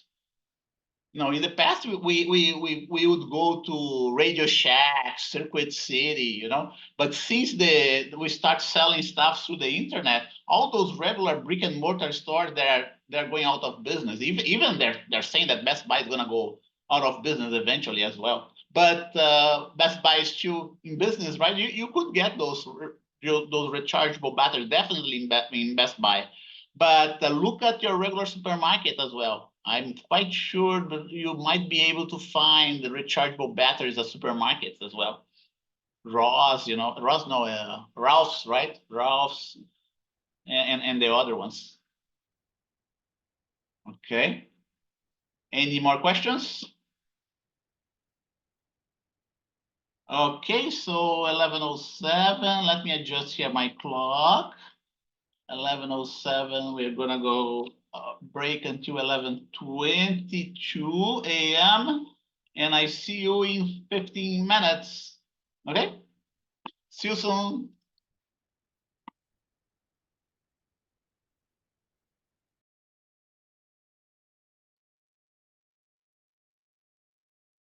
Okay. Okay, we're back here. Let me blur my background.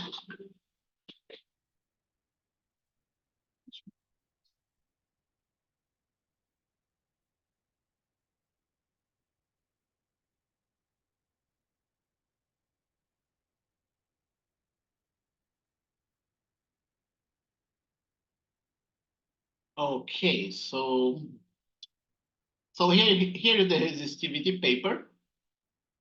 Okay, and well, we buy this resistivity paper, and then we have to do something else to those resistivity paper to perform the experiment. Okay, it's not just buying the resistivity paper. You have to do something else too.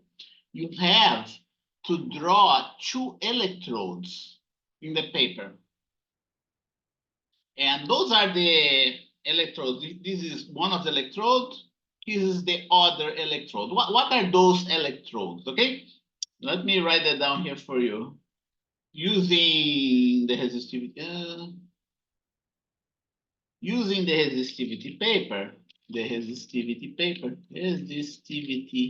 paper, we draw two electrodes that will serve as the parallel plate of your experiment. And by the way, those electrodes, these electrodes are drawn with a metallic paint. There are metallic paints out there. Okay, and there is even we even have pens that dispose metallic ink. Okay, metallic paint. Let's put here is slash ink. We can buy those things, and we get that black paper. We paint the paper with this metallic ink to create our electrode. It is as though as you're putting a metal there on the surface of the resistivity paper. Okay. So now you have this coat of conductive paper, this coating made of conductive ink over the resistivity paper. The paper is not, remember, the paper is somewhat conductive, but it's not as good as a conductor as the metallic paint, okay? Remember that. The paper is somewhat conductive, but it is not a good it is not a good conductor. It's not a let me see how I'm going to express that. The paper is somewhat conductive, but it's not as good, but it's not as good as the metallic ink. Okay, and those pens, they cost like $20. Metallic ink. Let's see here. Metallic. I used to buy those things, but they don't last very long. Okay. They last at most six months. See, printing, conductive ink, Amazon.com, metallic ink. Okay. And let's see if I can find another one here.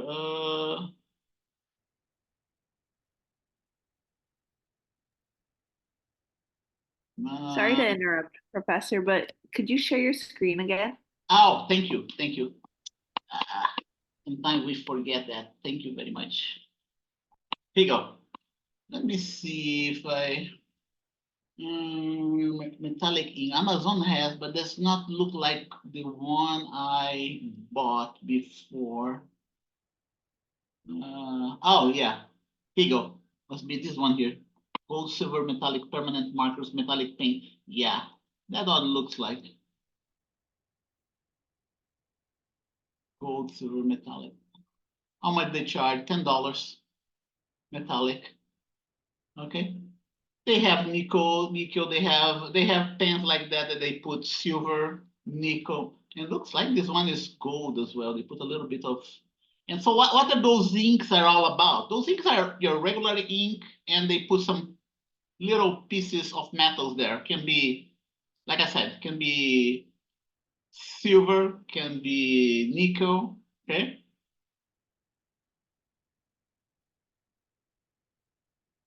And so on. And now we have this paper with two electrodes. Okay, it's a metal surface with a small layer of metal right in here, and that has a resistance very close to zero, much lower resistance than the paper itself, electrical resistance. What else do we need that? Place resistivity conductive paper on the top of a cork board. That's what we usually do. We get that piece of paper, right? Here you go, a piece of paper. We get a cork board, put on the top of the cork board. Why do we use a cork board? We use a cork board because the cork board is a very good insulator, electrical insulator. We do not want this paper to be placed over a metallic surface that is going to interfere with the experiment, okay? So here you go. Let's go to the next one. Place. And the paper is somewhat conductive. Let's see. Yeah, place the conductive paper over the surface, on the surface of a metal of a cork board. It has to be a dielectric surface. That's why we use a cork board. Right? Don't put it over a plate, aluminum plate. Don't put there. Because the experiment is not gonna work the way it's supposed to work. Okay. In the next step, we insert 4 pins at the edge of the paper to secure it on the cork board. The pins are there just to secure the paper, nothing else. Okay. So we're gonna put it in the list of equipment. 4 pins to fix the paper on the corkboard. Next, insert one metallic pin anywhere along the left electrode region. Okay, there's a reason why we do that. The metallic pin must be in contact with the electrodes. And we do that for both electrodes. Here you go. Both electrodes, not just one, the other one as well. Let me do a better job here.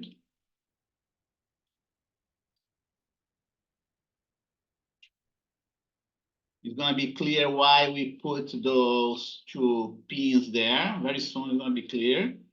Okay, 2 more pins. 2 more pins inserted anywhere along each electrode. Okay, a total of 6 pins. And then we are going to use the power supply, which is our battery. Okay. And now what you're going to do, we are going to charge those 2 metallic strips that are here. And those 2 metallic strips are going to behave as though they are 2 very large plates, charged plates. Okay. And the pins, why the pins are there? Well, the pins are there so we can clamp the cables of my power supply right here at this place. That's why the pins are there, okay? You wouldn't be able to clamp the clip of my cable in this metal surface alone. You would need a pin there. So here you go. Set a power supply to 10 volts, okay?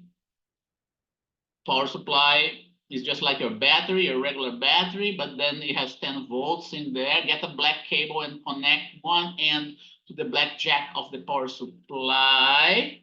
The power supply, like I said, is just like my battery. There you go.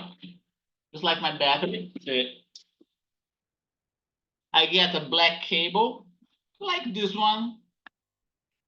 Black and red cables, like those 2 that you see here, but they have different ends, okay? It's like an alligator clip. You connect one end to the positive or negative of the battery, and the other end, no? The black cable connects to the black jack of the power supply. The black jack is the negative.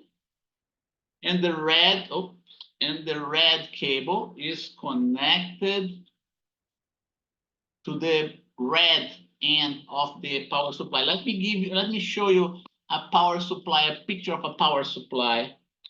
Power supply, okay, here you go. That we usually, okay, here you go. All sorts of different power supplies that we have out there in the market. See here? See here, here's the positive side of the power supply, right? And here's the negative, the black one is the negative. So you connect your cable to those 2 ends. We don't use the ground one. And this power supply, like I said, behaves just like a battery. A battery behaves like an adjustable battery. Adjustable battery.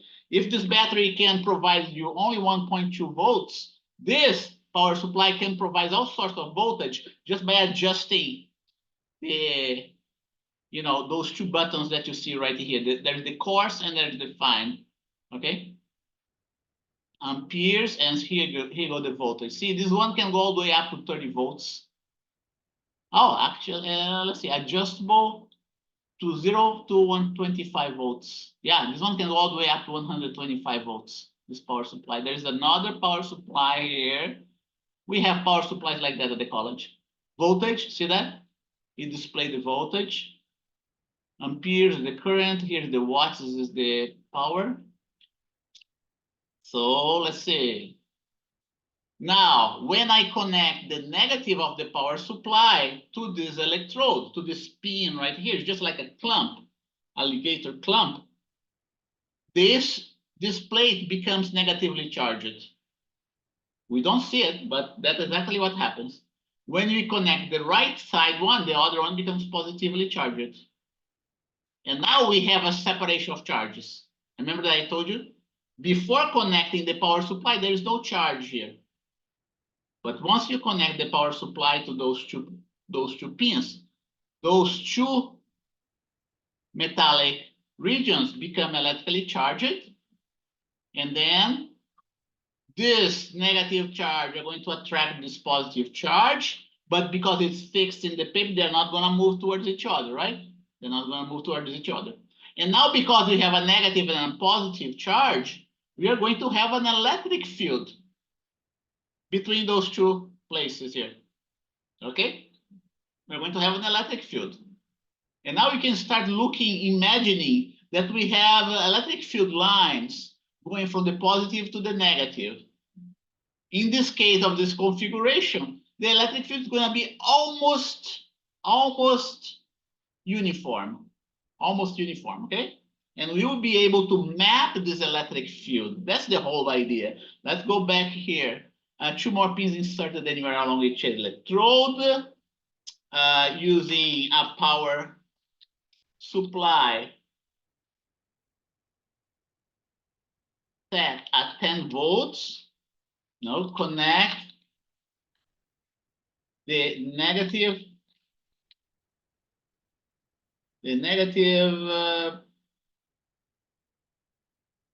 pole of the power supply, PS, to the left electrode of the paper.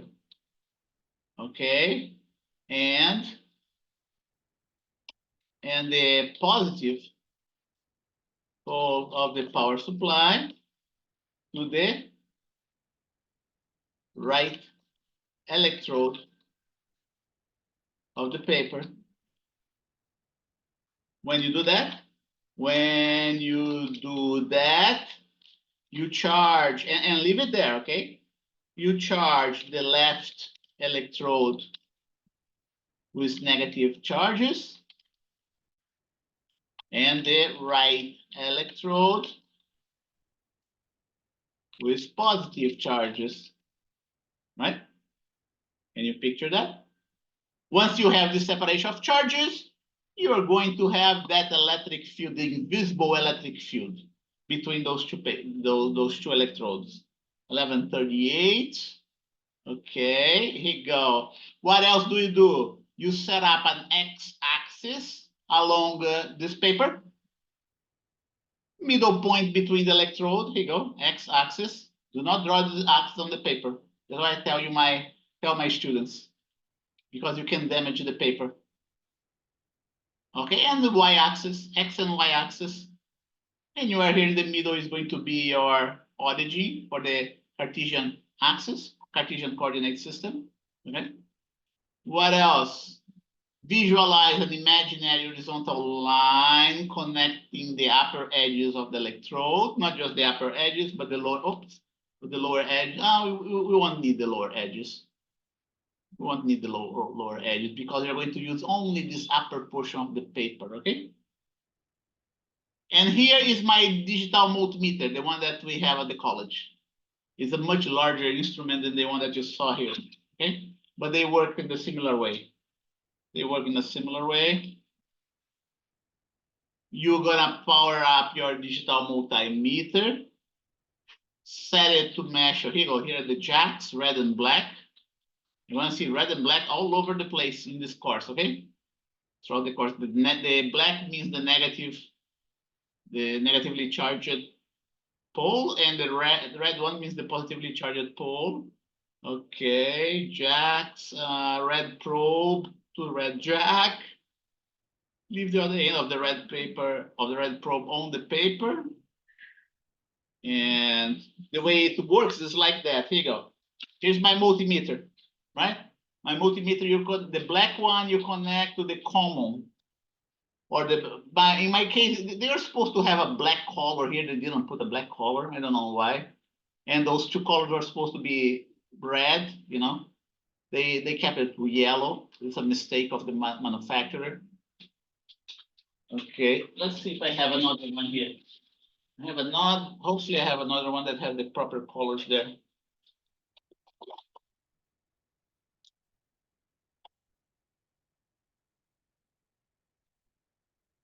Yeah, this one too. They made a mistake. They didn't color code it, unfortunately. But most multimeters are just like that. Okay.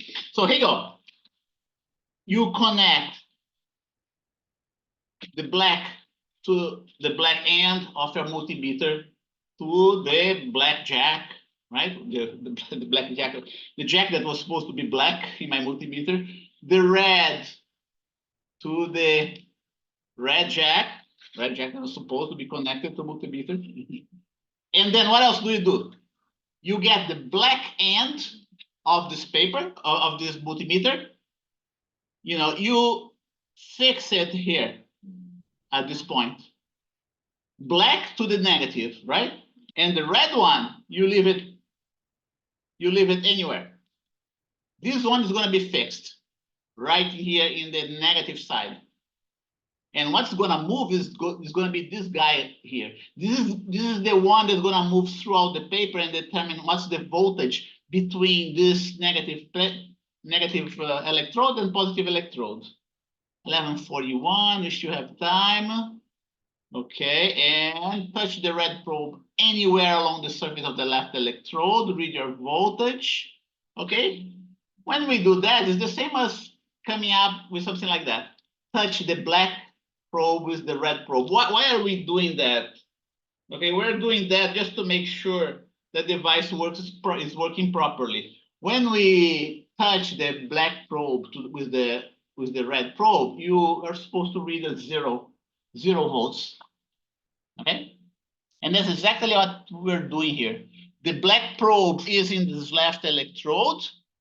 Okay, because this electrode is a metal, the electric potential throughout the electrode is going to be exactly the same. Consequently, the electric potential difference is going to be zero.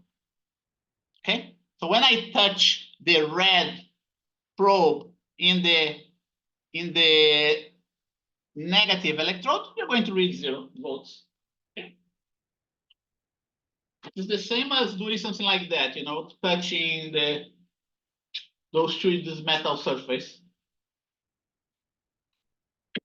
What else?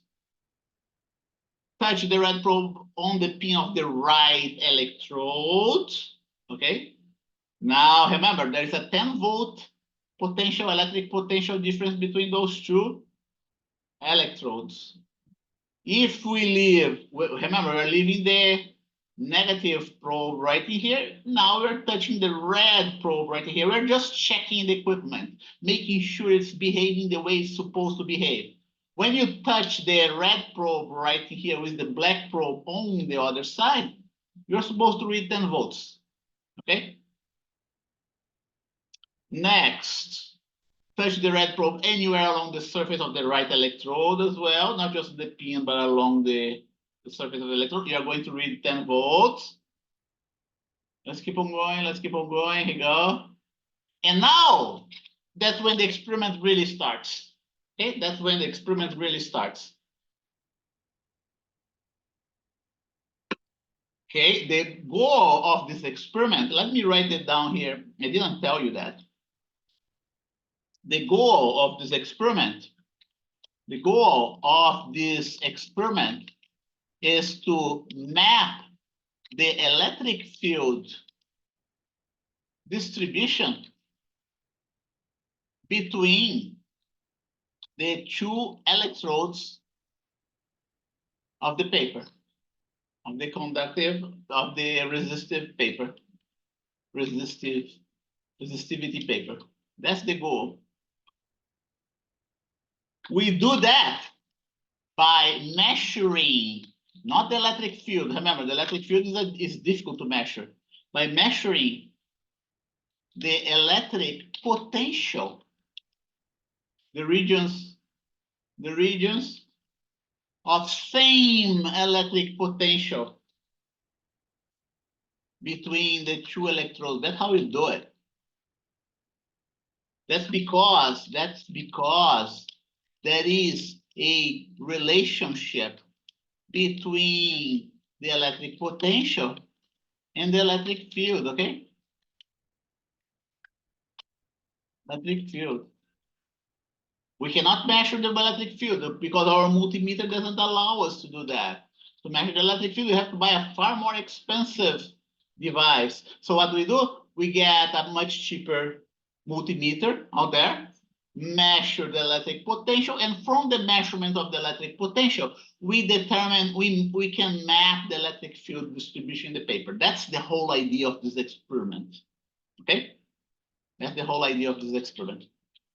So what we're going to do, if you go here to your paper, to your, here you go, group number 2. Do you see here equipotential 2 volts, 4 volts, 6 volts, 8 volts, 9 volts? Do you see that? So that's what we are doing. We are going to find out the points of 2 volts, several points of 2 volts in that paper with the X position and the Y coordinate, X and Y coordinate, okay? So we are going to find the points of 1 or 2 volts, depending, right? I put 1 volt here. There in this one is 2 volts. Just supposed to be 1 volt, but let's leave this way. So here you go. I go with my multimeter, find a point that has only 1 volt in this paper, and we mark it here and get the X and Y coordinates, okay? And that's exactly what you have in this table. You know, I measure the voltage. Let me see if I have a different lab 1. Let's see. Open. I don't want 2 volts there. I want let's see, 1. Yeah, they looks like they're all 2. Okay, this one is 1 volt. Okay, let's use this one here as an example. Here you go, this one here. Okay, let's to stay consistent with my PowerPoint, right? Here you go. What I call 1 volt equipotential. I'm gonna locate several points of 1 volt in my, it's not several, but 6 points of 1 volt in my paper, and measure the X and Y coordinates of these points. We start at X equal to, not at X equal to 0, at Y equal to 0. Okay, then we record X and Y coordinates into your spreadsheet, which you already have, but record the voltage reading as well, okay? And repeat for 3 volts. So we go like that for, where is Y equal to 0? Okay, that's Y equal to 0. 1 volt, 3 volts at Y equal to 0, 5 volts, 7 volts, 9 volts, right? That's what we do. Here you go, 3 volts, 5, 7, 9 volts. Then we go for our second point, a different position, okay? So we measure now the voltages in this, along this line. There's a reason why we use this line, okay? Locate the X and Y coordinates of this 1 volt along this line, then repeat for 3 volts, 5 volts, 7 volts, and 9 volts. Next, then get 1 point outside above this line. 1 volt, 3 volts, 5 volts, 7 volts, 9 volts. Don't forget, this is a surface here of 0 volts. This is a surface of 10 volts, okay? So anywhere in between is gonna be, you know, 1, 3, 5, 7, and 9 volts. Now, do you see that each of those measurements, they lie more or less along the same path? Do you see that? That's what we call the surfaces of equipotentials. Surfaces of equal potentials, of same potentials. And that's what we are mapping. We're mapping the surfaces of equal potentials. And once we are done, we will be able to infer the electric field distribution here in this paper, okay? And now we have 1, 2, 3 points, right? And that's exactly what I have here. My measurement 1, 2, and 3 for 1, 3, 5, 7, and 9 volts. Then I need 3 more points. Oh, let's go ahead. That's going to be the next slide. Okay. So I get 3 more points of 1 vote.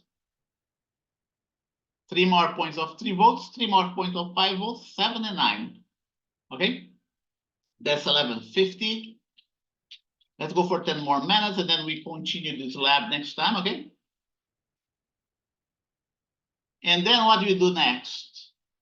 Here, it's all part of the technique to determine the electric field distribution, okay?